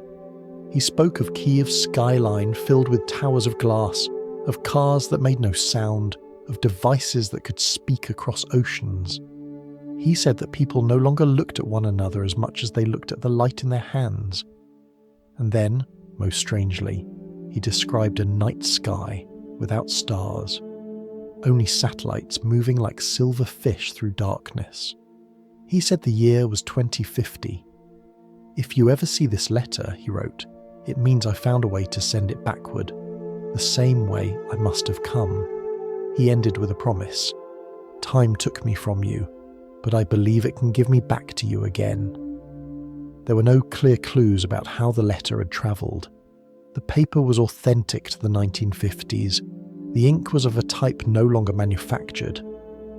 But the descriptions, the technology, the city, the satellites belonged to the future. Experts who studied it found no mechanical signs of forgery. Skeptics argued that it was a hoax, a clever trick by a fan of the television show that had popularised Sergey's legend. But others, those who wanted to believe, felt a quiet thrill reading it, because in that brief letter lay a possibility more profound than proof of time travel, that love itself might be the only force capable of crossing centuries. Even if the letter was fabricated, its emotional truth felt undeniable. It reminded people that time, for all its power, cannot erase the threads that bind one heart to another. It might stretch them, tangle them, or hide them beneath decades, but the connection endures, humming like a quiet electrical current beneath the noise of the world. Scientists have often described gravity as a kind of conversation between objects. Two masses whispering to each other across space, bending reality slightly with every word. Perhaps affection, too, is a kind of gravity. Perhaps love is the human form of that same invisible pull, one that refuses to obey distance or logic. You can call it emotion or energy or something beyond both. But whatever name we give it, it draws us across time in ways that equations alone can't explain. Imagine that Sergey's letter was real. Imagine him standing by a window in some far-off year, writing by dim light as machines hum softly outside. The city around him is changed, faster, stranger, but still built from the same river stones. He writes not to prove anything, but simply to tell one person he remembers. In that moment, his act of writing becomes a kind of bridge. He sends not just ink on paper, but a piece of himself, a pulse of memory that refuses to vanish. Even if we strip away the impossible parts, the story still holds a mirror to something true about us. We all send letters through time.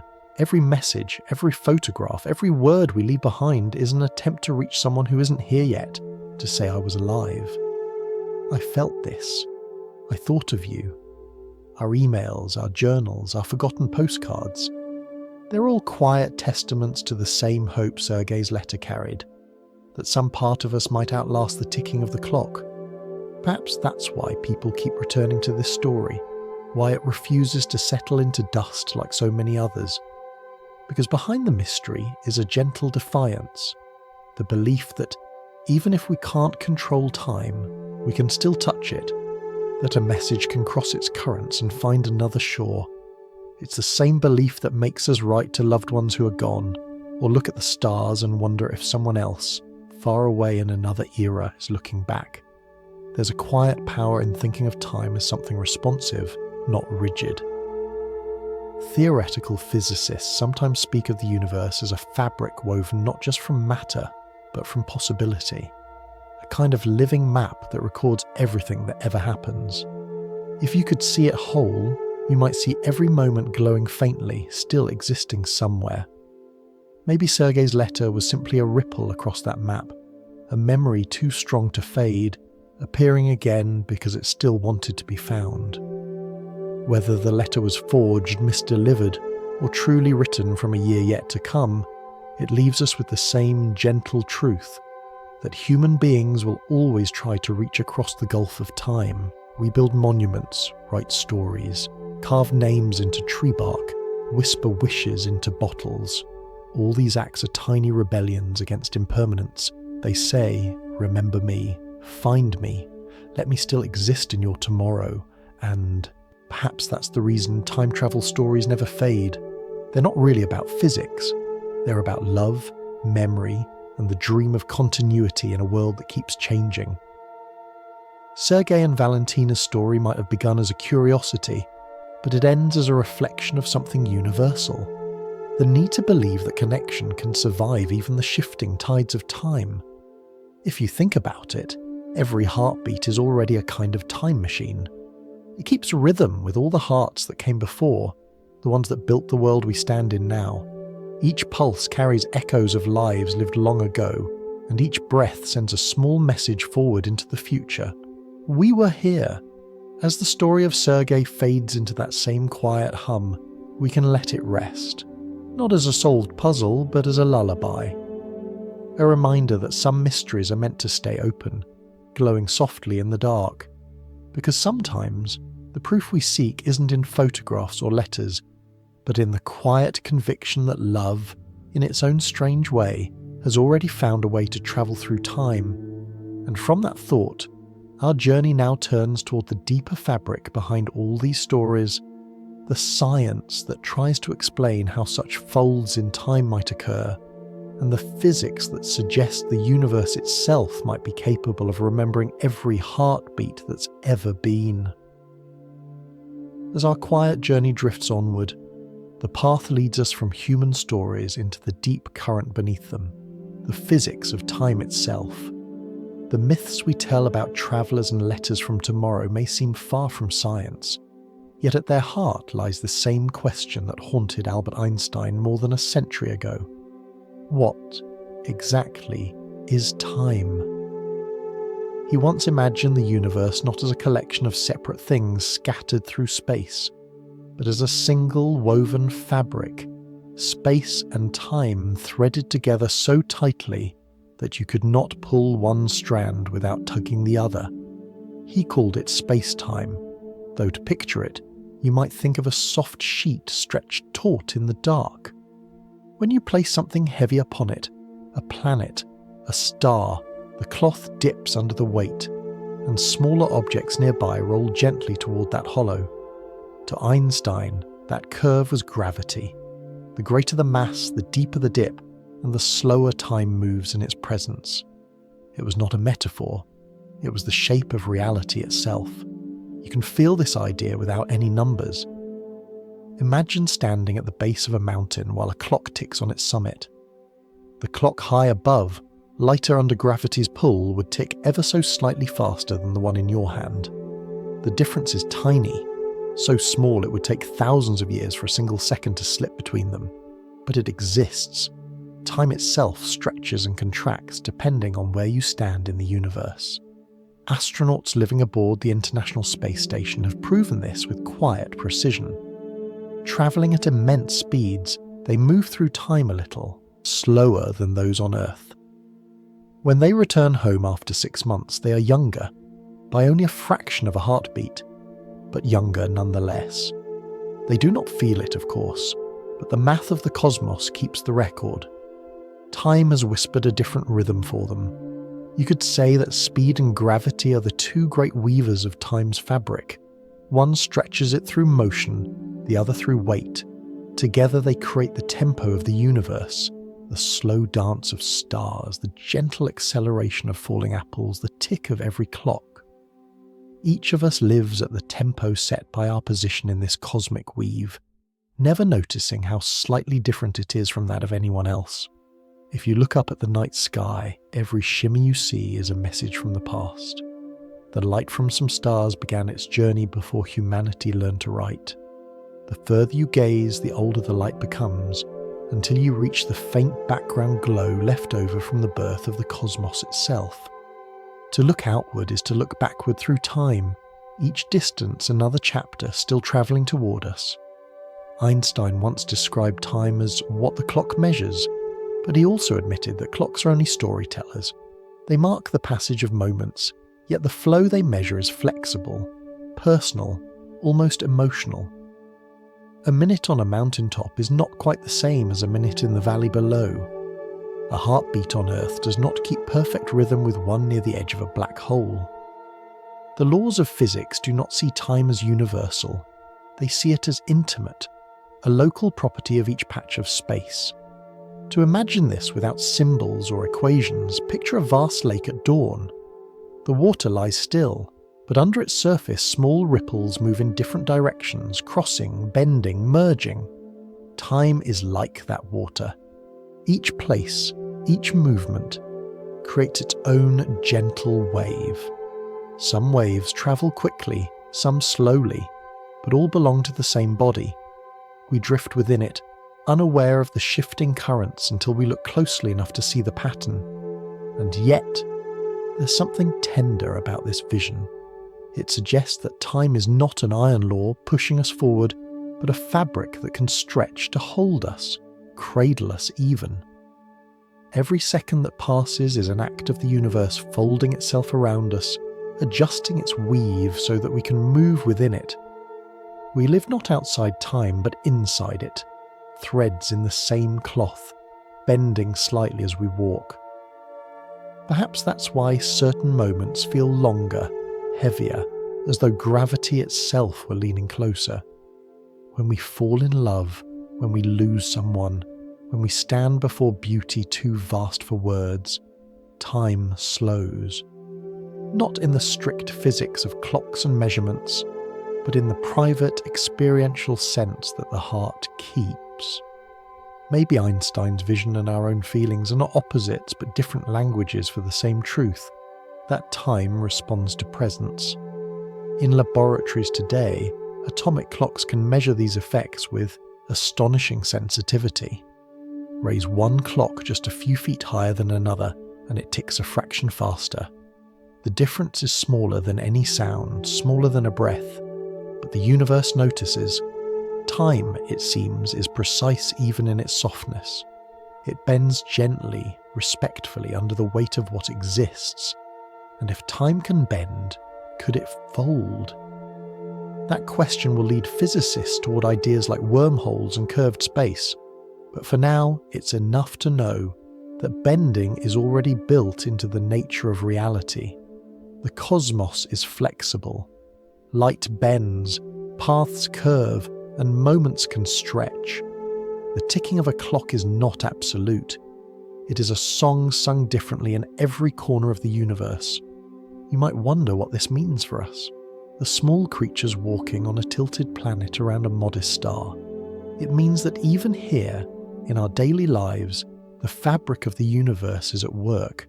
Every step you take, every breath you draw, presses lightly against the cloth of space-time.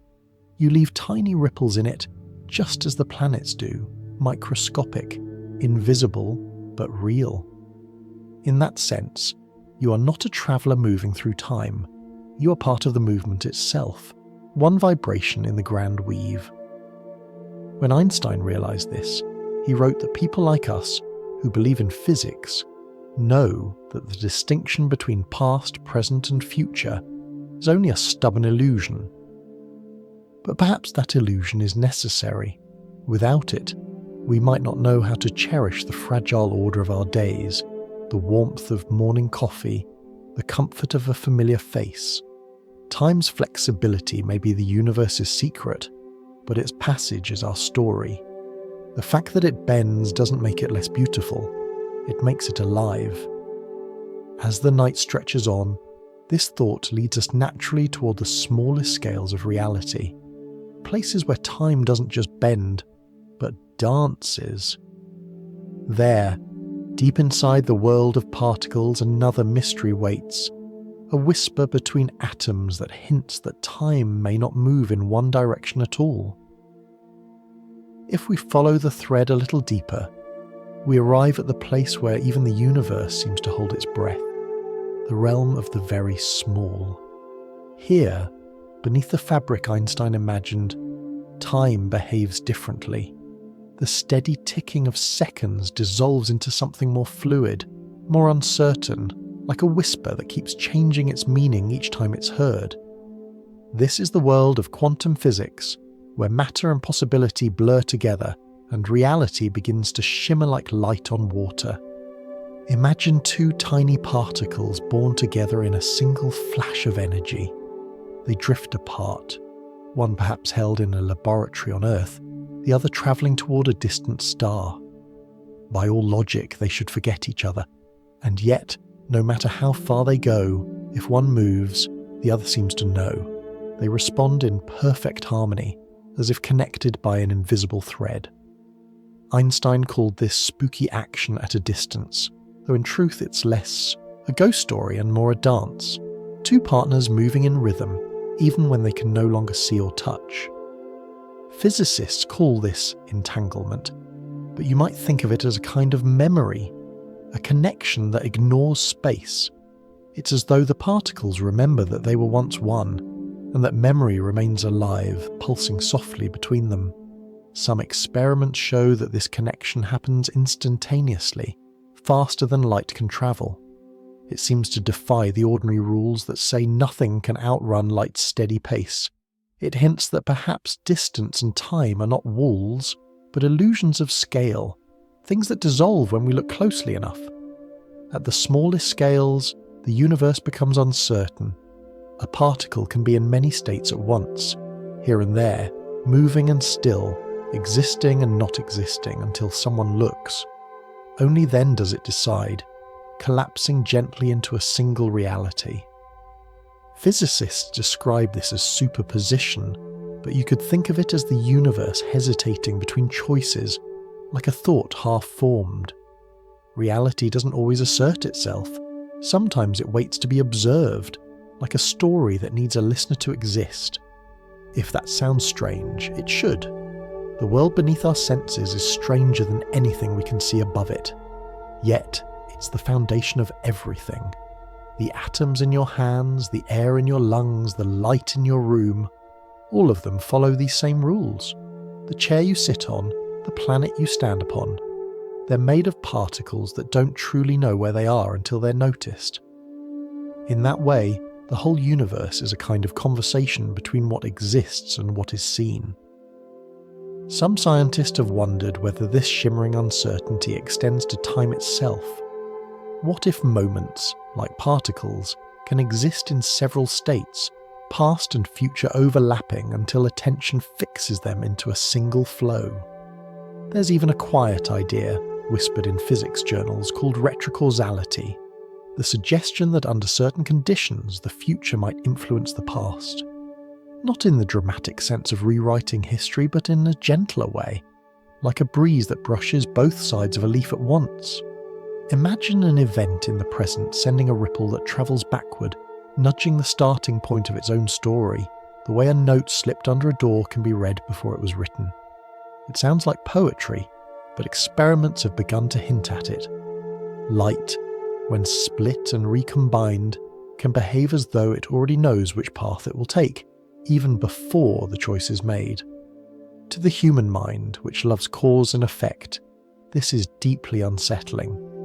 We prefer our stories to move in one direction. First, the match is struck, then the flame appears. But at the quantum level, cause and consequence can blur. The flame, in some subtle way, may influence the strike. What this means for time is something we're only beginning to glimpse. Perhaps time is not a single arrow, but a shimmering field, in which past and future constantly exchange information, like currents in the ocean flowing both ways at once. Our awareness moves through that field in one direction because that's how memory works. We remember backward, not forward, and so we believe time moves forward too. But the particles beneath us remember differently. They are timeless, their dance repeating forever outside the boundaries we draw. You might wonder what this has to do with the strange experiences we've been exploring. Those moments when people claim to slip between centuries or feel the past rise around them. Perhaps the connection lies not in proof, but in pattern. If the universe itself contains this deep flexibility, if even atoms can share a single moment across distance and direction, then maybe consciousness, which is made of those same atoms, sometimes resonates with that flexibility. When a mind drifts into a certain rhythm, perhaps it touches the echo of another time the way one vibrating string can make another hum in sympathy. None of this breaks the laws of physics. It only reminds us that those laws are wider and softer than we tend to think. They allow for mystery. They allow for possibility. And in that allowance, our stories find room to breathe. There's a quiet humility in realizing how little we know about what's truly real. The particles beneath your skin are not solid. They're clouds of probability sustained by their relationships to everything else. You are, in a sense, a pattern of connection, a symphony of entanglements that stretches through time and space. Every atom in you once belonged to a star. Every breath you take now carries molecules once breathed by countless others. The universe is not a place you live in. It's a conversation you're already part of. When we see it that way, even time itself begins to feel less like a road and more like a rhythm, a gentle pulse that connects everything that ever was and everything that will be. Maybe that's what the poets and physicists have both been trying to tell us all along, that existence is less about moving forward than about vibrating in harmony. And if the quantum world teaches us anything, it's that separation is an illusion. Whether you're an electron or a human being, you are never truly alone. Somewhere, something else still moves in rhythm with you, answering your motion with its own. Perhaps that's why, in our strangest moments, when we feel out of time, when a memory feels alive again, we sense that the past is not gone, merely listening. The whispers between atoms tell us that time is not just passing, it's participating. It listens, it answers, and it changes ever so slightly in response to what we do. And if even the smallest particles can exist in many moments at once, maybe we do too, just not consciously. As this thought settles, our journey turns softly toward the next great bridge in the story. The idea that the universe might have its own shortcuts, hidden tunnels through its folded fabric where distance and perhaps even time itself can be crossed in a single breath. The path now carries us through the vastness of imagination and physics alike, into a place where space itself begins to bend in ways the mind can almost feel. If the universe truly is a fabric, soft enough to fold and strong enough to hold its own weight, then there might exist hidden corridors within it, shortcuts between stars, passages between moments. Scientists call them wormholes, but you can think of them as bridges, doorways woven into the cloth of existence itself. The idea began as a mathematical curiosity, a quiet question hidden in the equations of Einstein's relativity. If gravity could curve space, what would happen if that curve became deep enough to connect two distant valleys of the same terrain? Picture taking a piece of paper, marking 2 points on it, and folding it so the points touch. The line between them vanishes, the distance collapses. To an observer walking across the page, the journey might take centuries, but through the fold, it could happen in an instant. No one knows if such bridges truly exist. The universe does not often reveal its shortcuts to us, but the mathematics suggests they could under the right conditions. To keep the passage open would require something the physicists call negative energy, an invisible counterweight to gravity that pushes rather than pulls. It's not as exotic as it sounds. Even the quantum vacuum of empty space hums with tiny fluctuations of this kind, like a faint static that never goes silent. Still, to sustain a tunnel big enough for even a photon to pass through would require forces far beyond anything we can summon. For now, wormholes remain theoretical, their doors locked by the limitations of energy and imagination alike.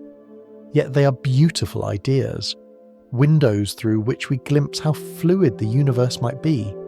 Because if space can connect distant points, perhaps time can too. In the geometry of space-time, moving far enough through one can sometimes carry you around the other. The same equations that describe a wormhole between stars also allow for a loop in time, a path that bends backward and returns to its own beginning.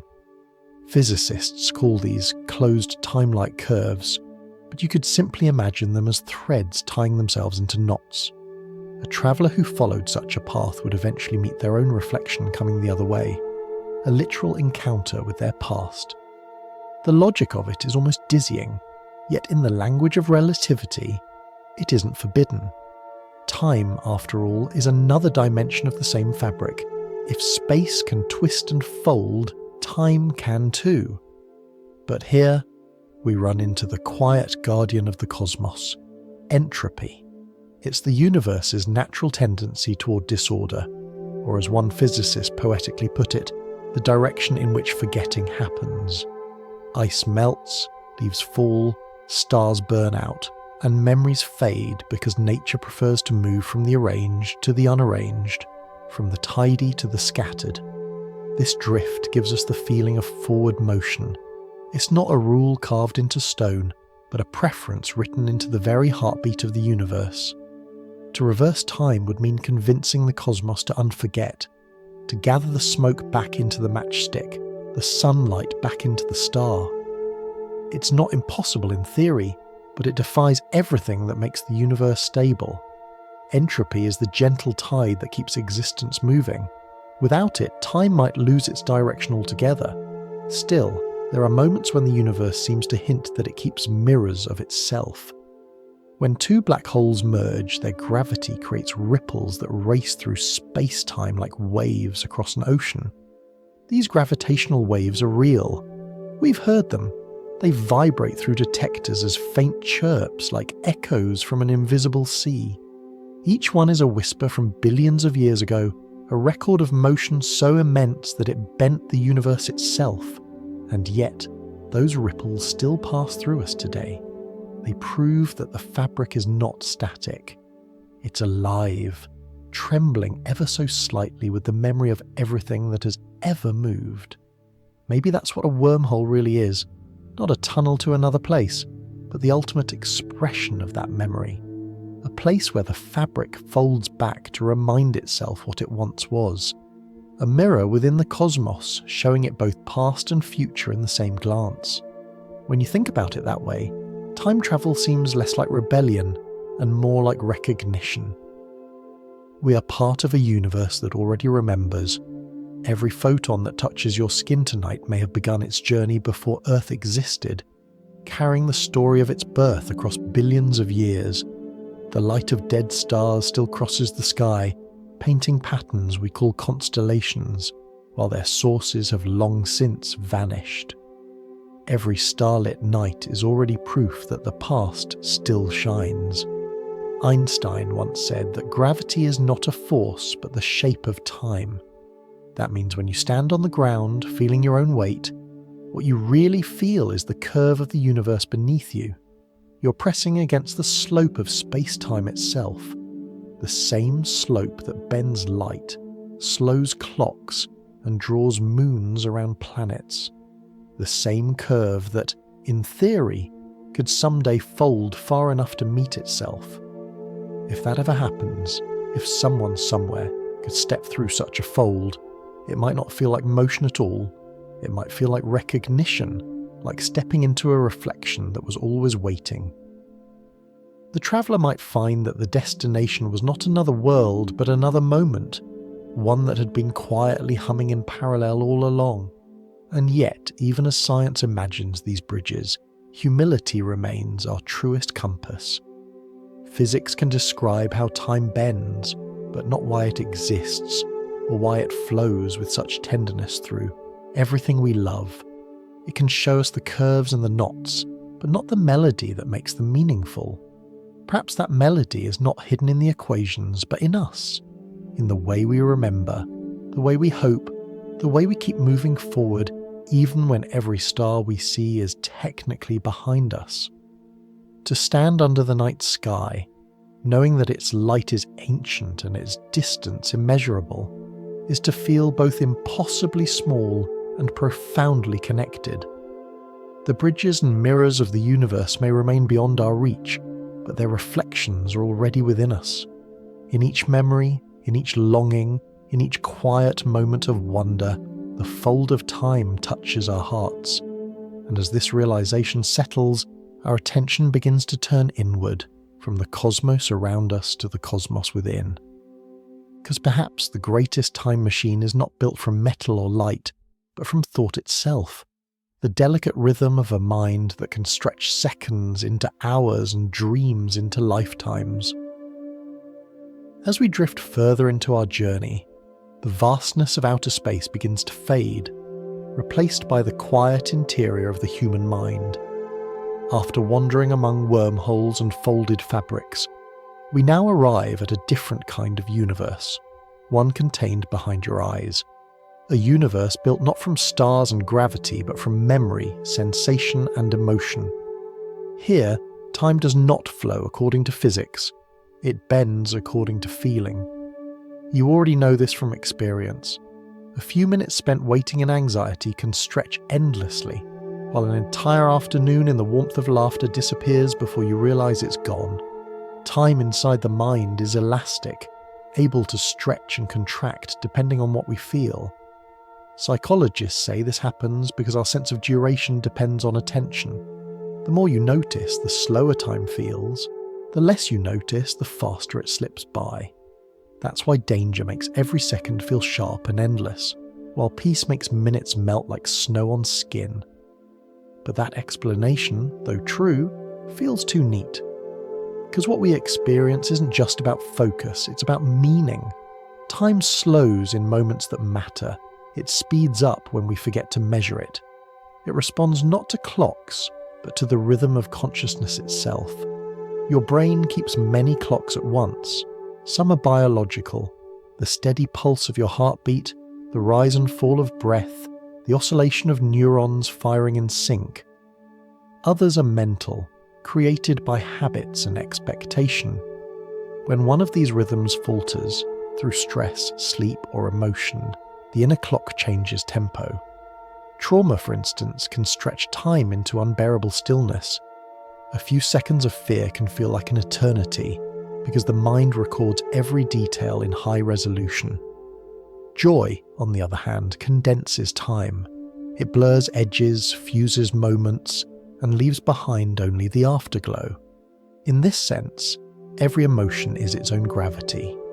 Like planets curving space-time, our feelings warp the flow of our private universe. Love makes time weightless. Loss makes it heavy. Boredom flattens it into sameness.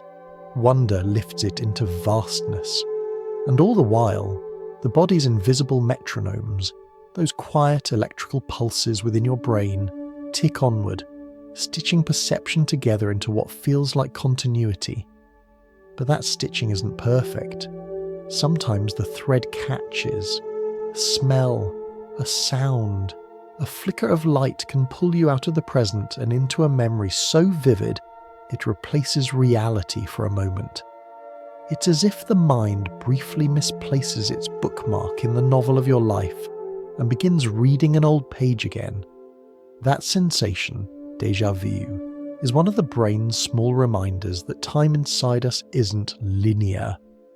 It loops and folds back on itself, creating overlaps between now and then.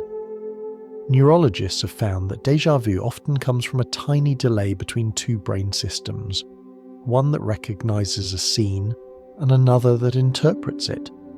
When the signal misfires, the present feels like the past. But even knowing that, the feeling still carries mystery. It feels like remembering the future, or glimpsing a moment twice in the same breath. Perhaps, on some deep level, it's the mind's way of acknowledging that all moments exist at once, and we merely pass through them. The same part of the brain that helps you remember the past is also responsible for imagining the future. Each time you plan or dream, your mind is performing a quiet act of time travel, recombining fragments of memory into scenes that don't yet exist. In that sense, you already move through time effortlessly, though the journey happens within thought rather than space. This is why, in dreams, time behaves so strangely.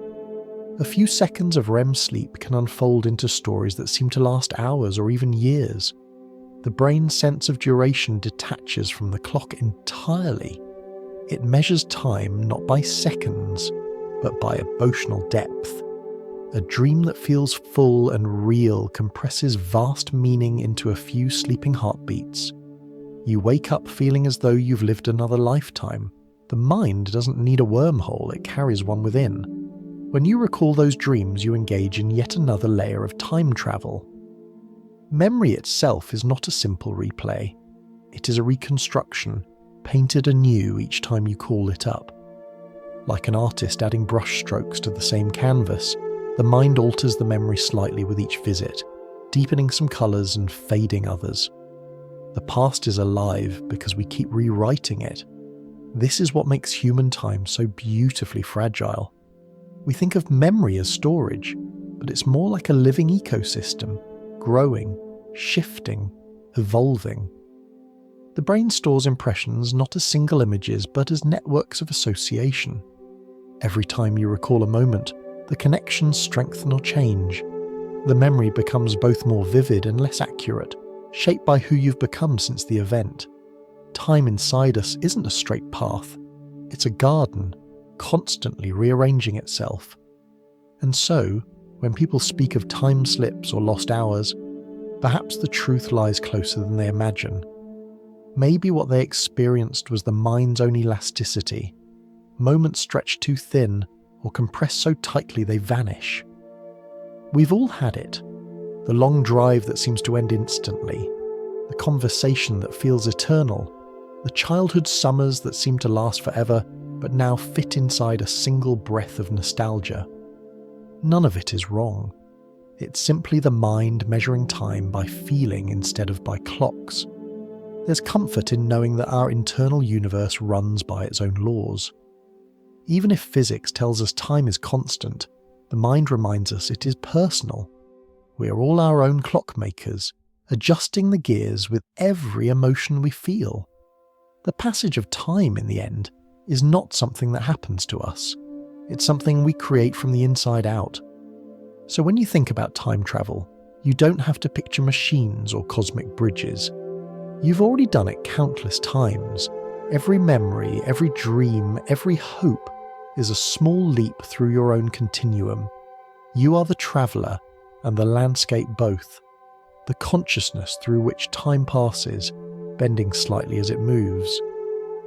As this thought settles, our story drifts toward the threshold of sleep, where perception softens and the boundary between past and present begins to blur completely. Dreams wait on the other side, patient and strange, ready to stretch a few seconds into centuries. And perhaps, in those silent hours, you will meet a version of yourself from another time, one who remembers you just as you are remembering them. The trail of our story now drifts inward still further, past waking thought, past the measured rhythm of the clock, into that mysterious terrain where your mind weaves its nightly illusions. Dreams are the most familiar kind of time travel we know, though we rarely think of them that way. Each night, behind closed eyes, you step into another universe, one where the laws of physics are rewritten by emotion and time moves to the rhythm of imagination rather than gravity. It begins, as it always does, in darkness. Then, slowly, fragments of memory start to glow. A hallway from childhood, a face half remembered, a voice you thought you had forgotten. These fragments gather, fuse, and suddenly you're inside a story that feels as real as breathing. You might live an entire lifetime there, fall in love, lose everything, rediscover hope, all in the span of a few minutes of sleep. When you wake, the details dissolve like ink in water, but the feeling remains. Something vast has happened in a very small pocket of time. Scientists have measured this paradox for decades. They know that the stage of sleep when dreams occur, called rapid eye movement or REM, is often brief, lasting only a few minutes at a time, and yet within those moments the dreamer can experience years. Time expands and contracts in the theatre of the mind, indifferent to the ticking of clocks. It's as though the brain, freed from the burden of keeping pace with the outside world, begins to play with time the way a child plays with sand, sculpting it, reshaping it, letting it slip between fingers without loss. No one truly knows how the mind performs this trick. Some believe it has to do with the way the brain's internal clock slows while we sleep, allowing experience to unfold more densely. Others think dreams compress meaning rather than minutes, condensing whole emotions, lessons, and memories into single symbolic moments. Whatever the cause, the effect is the same. The human mind carries within it the ability to make time elastic, to stretch or fold it at will. In this way, the brain becomes a kind of quiet physicist. Just as gravity can slow time near a massive planet, the mind can slow it in the presence of deep feeling. In dreams, fear can last a lifetime. Joy can suspend the need for seconds altogether. The emotional weight of a dream acts like gravity upon the inner flow of time. Dense experiences create long dream hours, while fleeting thoughts vanish almost instantly. Einstein's equations describe the outer world. Our sleeping hearts enact their mirror image within. Carl Jung, the Swiss psychologist, believed that dreams were messages from the deeper self, written in symbols the waking mind could barely translate. He once described them as mosaics assembled from the broken tiles of memory and myth. In dreams, he said, we wander through layers of our own unconscious history, encountering people and places that belong not only to us, but to humanity itself. When we dream, perhaps we're visited by fragments of the collective past, echoes of lives, and stories older than our own. If that idea feels grand, try to recall a moment when a dream introduced you to someone you've never met, yet loved instantly, or showed you a landscape so familiar it hurt to leave. though you had never seen it before. Maybe those places and people are stitched together from memory, but maybe in some gentler way, they're part of something larger, the vast memory of consciousness itself. Perhaps when we dream, we're visiting the archives of existence, paging through scenes that belong to other times, other minds. Dreams also dissolve the boundaries between cause and effect. Events in them do not follow logic, they follow feeling. You can stand in a forest one moment and an ocean the next, because the mind cares less about space than emotion. It arranges its world according to meaning, not geography. And so, in that realm, time becomes circular. You might begin a dream at its end, or end it at its beginning without noticing. You might see a child who becomes yourself, an old friend who speaks with your voice. It's not confusion. It's a reminder that identity and time are threads from the same spool. Some dream researchers believe that this collapse of order is essential. While we sleep, the brain replays memories and emotional fragments, trying to find patterns that make sense. It is editing, sorting, healing. Each dream is a rehearsal for life, a safe space where the mind can stretch its boundaries and test its resilience. That's why dreams so often exaggerate reality. They magnify what we need to feel, not what we need to know. They are the subconscious's way of rearranging the furniture of our lives until something fits. If time can bend and stretch in our dreams, then maybe time itself is not entirely external. Perhaps it lives in consciousness, responding to awareness the way a tide responds to the moon. When you wake from a long dream, blinking in the morning light, the mind's tide recedes, and the strict, measured rhythm of the waking world returns. But for those few drowsy seconds before memory settles, you can almost feel both realities overlapping, the timeless one fading, the temporal one rising to take its place. It's no coincidence that throughout history, dreams have been considered gateways to prophecy. From ancient temples in Egypt to the oracles of Greece, sleeping visionaries were believed to step outside ordinary time. Even today, there are accounts of people dreaming events that later happen, or reuniting in dreams with loved ones long gone. Science can call these coincidences patterns of perception or fragments of subconscious intuition, but to those who experience them, they feel like genuine crossings of temporal borders.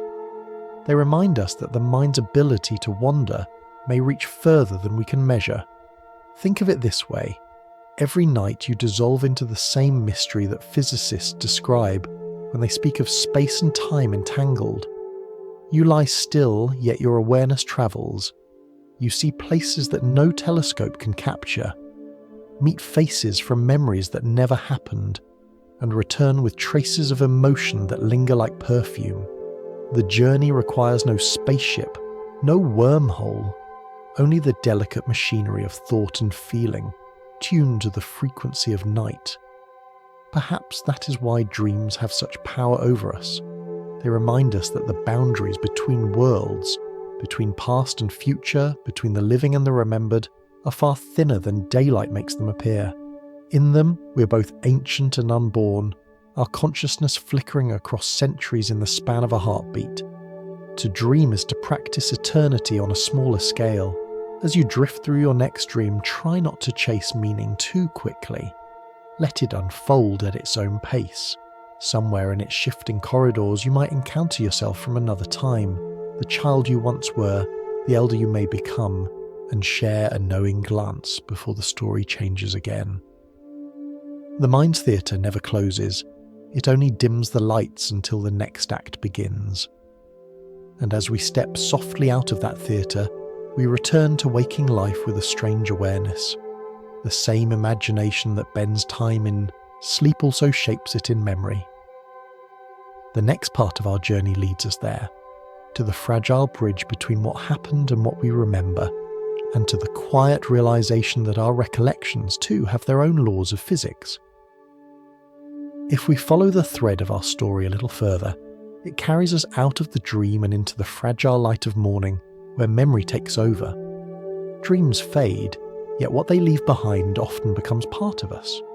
We wake, reach for meaning, and begin to weave those fading images into the story of who we are. It's an invisible habit, this constant weaving. From the moment we open our eyes, we begin editing reality, arranging events into something that feels like continuity. We call it memory.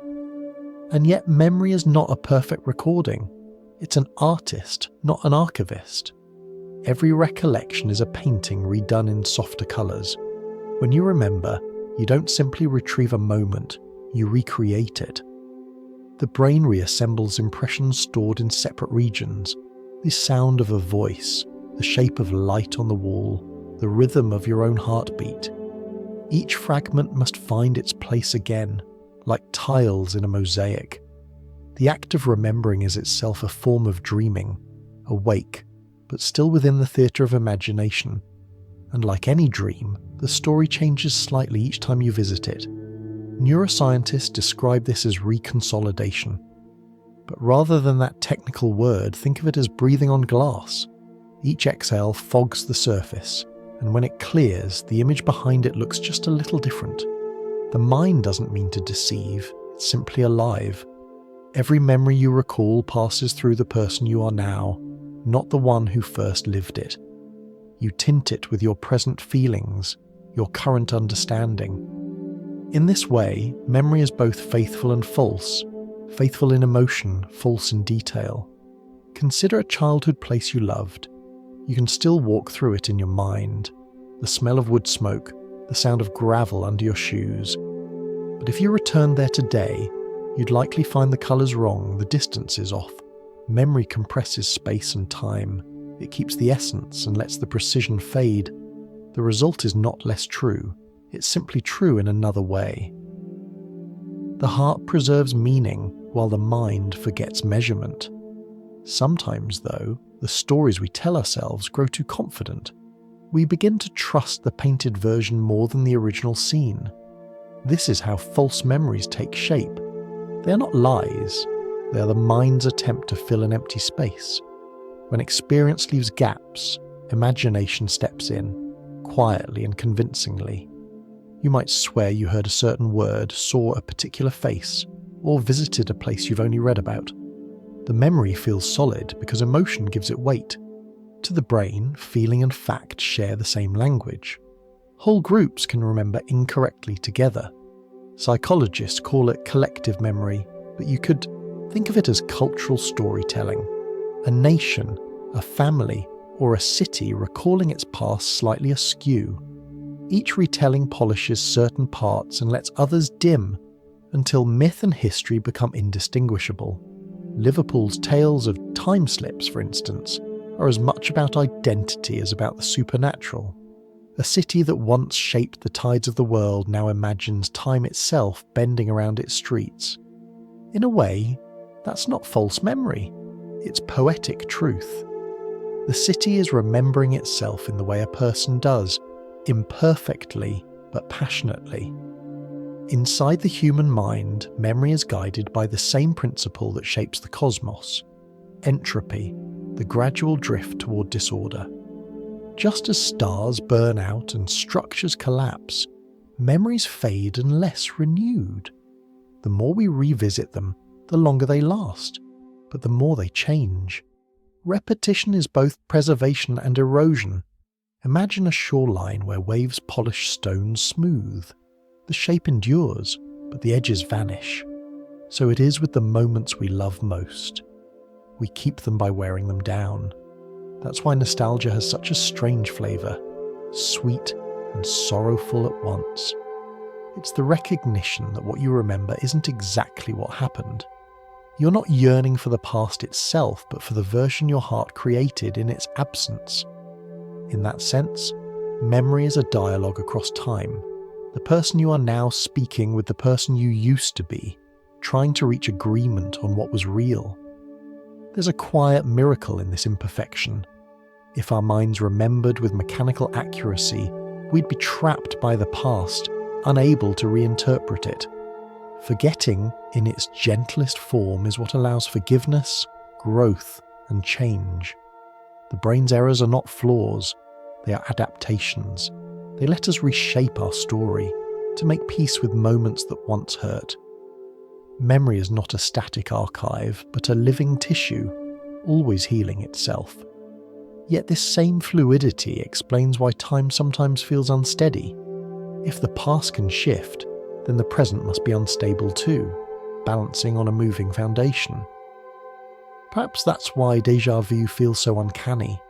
It's the sensation of memory trying to meet the present halfway, like two waves colliding. For a heartbeat, you're caught between versions of yourself, unsure which one is now. You might imagine that the mind holds its memories in layers, like sediment on the ocean floor, each new experience pressing softly upon the last. When emotional reflection stirs those layers, older memories rise again, coloured by the light of today. This movement creates the illusion of time flowing backward, when in fact it's the mind gently turning its soil, mixing what has been with what is. Memory is how we experience continuity in a universe that refuses to stay still. The atoms that made your childhood body are gone, replaced countless times. Even the cells in your brain renew themselves. The only thread that remains unbroken is the story you keep telling, the one that says, "I am still me." It's a fiction perhaps, but a necessary one. Without it, identity would scatter like dust in wind. So yes, memory lies, but it lies the way poetry does, to reveal a deeper truth. When you recall a friend's laughter, a parent's touch, or the scent of rain on the day your life changed, you're not reproducing data. You're conjuring the feeling of being alive at that moment. That feeling is what endures, long after the details dissolve. It's the essence that time cannot quite erase. Maybe that's why, even as memories fade, we keep making new ones. The act itself is a rebellion against entropy. Each photograph taken, each story told, each song remembered, is a quiet declaration that something of us will remain, even if distorted by the years. We know that the future will repaint our past, but we keep painting anyway. If time is the river that carries us, memory is the reflection that follows beside it, never still, always reshaping itself in the current. And if we lean close enough, we might glimpse the faint shimmer of who we once were, still walking beside us in the mirrored water. From here, our story begins to open outward again. We have seen how physics and perception bend time, and how the heart rewrites it. What remains is the question of why. Why we keep searching for ways to step outside the clock, to rescue lost moments, to defy the simple truth that everything passes. That question belongs to all of us. It leads us to the final part of this journey, the quiet rebellion of humanity against the ticking of time itself. Our journey now drifts towards something tender and universal, the quiet yearning that underlies every story of time travel, every legend of lost years and second chances. It is the desire to step outside the hourglass, to pause the sand mid-fall, to hold what we love a little longer. Beneath the mathematics of wormholes and the mystery of dreams lies something profoundly human, the longing to outrun time. It begins early. As children we learn that days end, summers fade, birthdays pass. Time reveals itself not as a steady companion but as a thief that moves too fast. Later, as we grow older, the thief slows down, almost kindly, but we begin to notice what it takes as it goes, the faces that vanish, the moments that can't be replayed. To dream of time travel is to dream of return, of mending what's slipped beyond reach. Philosophers have written volumes about this longing. They say it's our response to mortality, the awareness that everything we love exists within a frame that cannot be widened. Myths have always tried to stretch that frame. Orpheus descended into the underworld to bring back Eurydice, hoping love could reverse death's arrow. Rip Van Winkle slept through the years to wake unchanged in a changed world. Even our modern tales, those movies about machines made of steel and light, carry the same message beneath their spectacle. We wish, that the past were not so far away. But perhaps time travel fascinates us for another reason. It reassures us that meaning endures. To believe in it is to believe that every moment, once lived, still exists somewhere. That a version of you from long ago continues to breathe in a parallel rhythm, untouched by decay. It's a comforting thought, even if only metaphorically true, because the universe, with its endless motion, seems too beautiful a stage for its scenes to vanish completely. Science, too, flirts with this hope.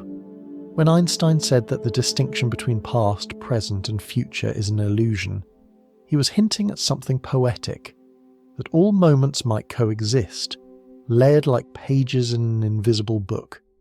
If you could step outside time entirely, perhaps you'd see them all at once. Every joy, every heartbreak, frozen in eternal presence. It's a dizzying idea, but also an oddly peaceful one.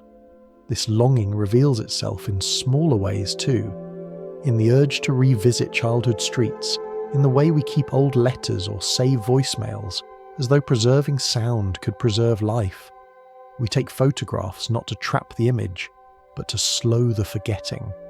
Each click of a camera is a tiny act of resistance, a whisper that says, "Not yet. Let this stay a little longer." Even science fiction, with all its talk of paradoxes and causality, is just a new language for the same prayer. And yet the paradox remains. Our yearning to escape time exists only because time flows at all. If nothing changed, there would be nothing to cherish. Without endings, beginnings would lose their shape. Imagine music without rhythm, notes unbound from sequence. It wouldn't be a song, it would be noise. The passing of time is what allows harmony, suspense, and resolution. In that sense, the ticking of the clock isn't an enemy. It's the metronome of meaning. Still, humans rebel against it. We build calendars, monuments, and stories in an effort to fix the fleeting. Each is a different way of saying, "We were here." In every culture, the same patterns repeat. Gods who grant immortality but take it back. Heroes who try to stop the sun. Scientists who chase particles that promise to reverse decay. Even laughter is a rebellion, a sound that briefly suspends seriousness and mortality alike, and scientists, for all their precision, are no exception to this longing.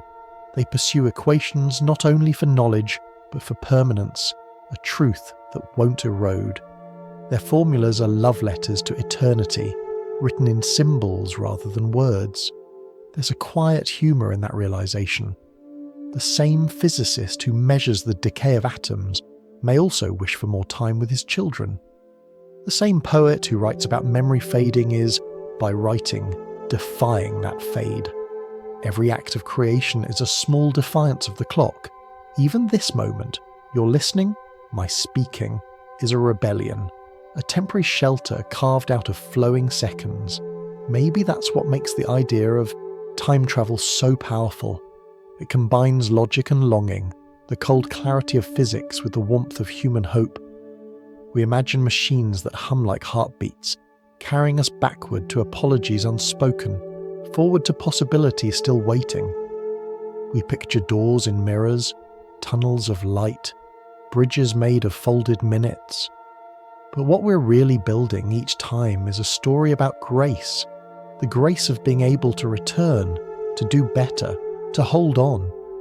To believe in time travel is to believe that nothing precious is ever truly gone, that even when a moment slips away, it continues to exist somewhere, waiting for us. It's the same instinct that makes us write songs for those we have lost, or speak to them in quiet rooms. The mind refuses to accept that love can vanish completely, so it builds corridors of remembrance where the past can still be met. There's another, softer truth hiding inside that wish. We don't really want to conquer time. We want to make peace with it. What we long for is not control but continuity. We want to feel that our lives are part of something larger and ongoing, something that will keep flowing after us. That's why we plant trees we may never sit beneath, or send spacecraft carrying golden records of our music into the dark. We hope that somewhere, someday, someone or something will listen. And maybe that's the secret to this whole pursuit. Every attempt to escape time becomes in the end a way to connect across it, to reach forward, backward, outward, to be remembered, to matter. Time travel in all its forms is simply the language we use to describe love stretched to its farthest reach. So when you think of the stories we've told, the travellers lost in photographs, the dreams that lasted centuries, the scientists chasing loops in space-time, see them not as separate curiosities, but as echoes of a single wish. The wish to keep something alive in a world built on change.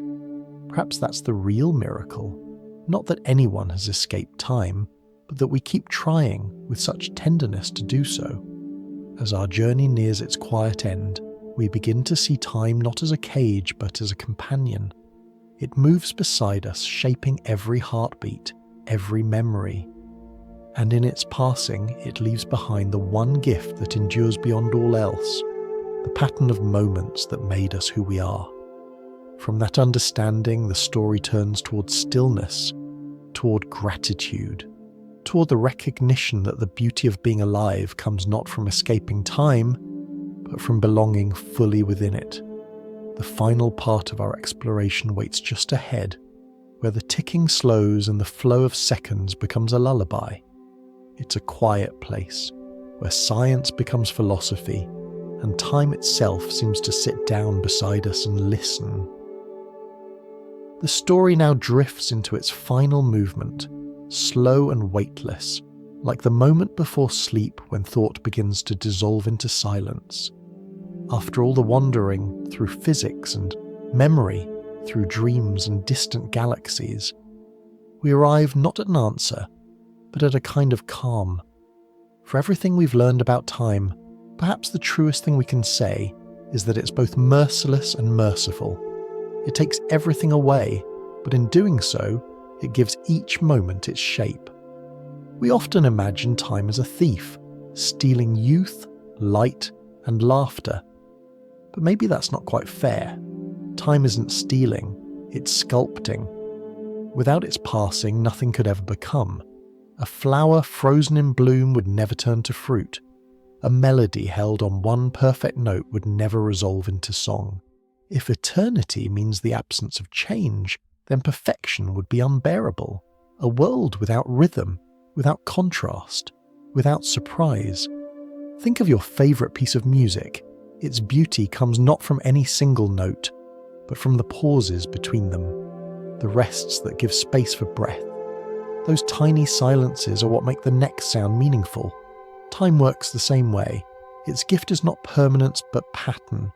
It gives us beginnings and endings, tension and release, and in between them, the quiet recognition that everything matters precisely because it does not last. Physicists describe the universe as finite but unbounded, a shape that loops in on itself like a wave returning to shore. Maybe time is the same. We experience it as a line, but perhaps it's a circle too large to see. What feels like loss may be another part of the curve, leading back toward what once was. Energy never disappears, it only changes form. So too, perhaps, with moments.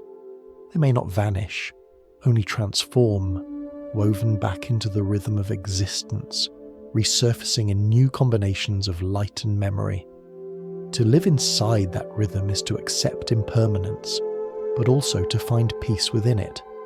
The seconds that fall away from us do not fall into nothing. They become the soil from which new seconds grow. You could say that time composts itself, turning experience into wisdom. Even pain, once past, becomes nourishment for understanding. And yet, for all its vastness, time is personal. It meets each of us differently. For some, it's a gentle stream, for others a rushing river. But we all share the same horizon. Every heartbeat is a wave against that shore. The clock on your wall, the orbit of the Earth, the pulse in your wrist. They're all telling the same story, in different languages. You are here, you're passing, you are alive. This might sound somber, but it's deeply comforting. Because if we cannot escape time, we can learn to belong to it. We can stop fighting the current and learn to float, to breathe, to let each moment be enough, just as it is. The act of noticing, of being fully present, is itself a form of timelessness. When you truly listen to a piece of music or watch sunlight tremble through leaves, or hold someone you love and feel their breath sync with yours, time doesn't disappear. It opens. It expands into a single, boundless moment. In that sense, eternity isn't somewhere beyond the stars. It's hidden within awareness. Right now, in this instant, as you listen and breathe, you're touching it. The mind tries to measure time, but the heart simply feels it. And the heart has always known what the equations cannot express, that the beauty of existence lies not in duration, but in presence. Without time, there would be no story, no growth, no memory, no meaning. Endings are not failures. They are the punctuation that lets the sentence of life make sense. Imagine a world where nothing ended, where every dawn hung in the sky forever, where nothing aged or faded. It might sound peaceful at first, but soon you'd realize there could be no change, no contrast, no emotion.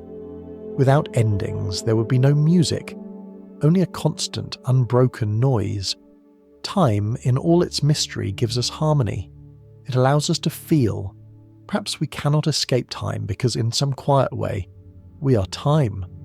Every cell in your body ticks to its own rhythm. Every thought is a wave cresting and dissolving in awareness. You're not a traveller moving through time. You're a moment of the universe experiencing itself.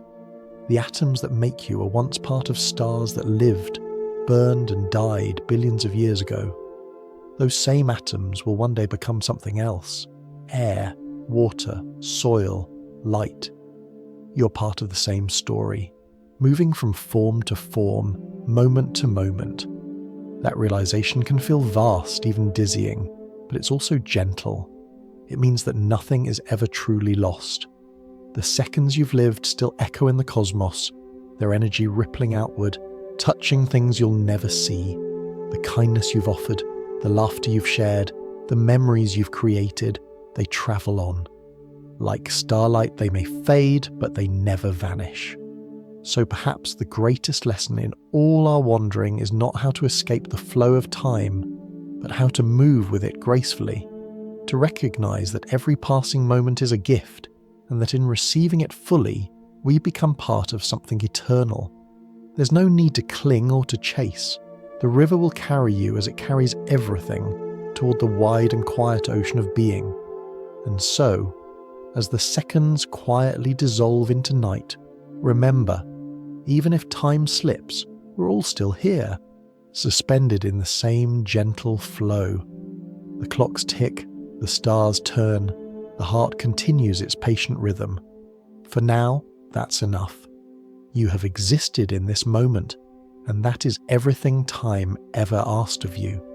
Close your eyes if you wish. Let the hum of the world recede until all that remains is breath, the smallest measure of time and the first. Somewhere in that rhythm, in the soft alignment of pulse and thought, the universe is still unfolding, slowly and endlessly within and around you. Sleep peacefully, traveller. You've reached the edge of the clock where science fades into silence and time itself becomes a lullaby.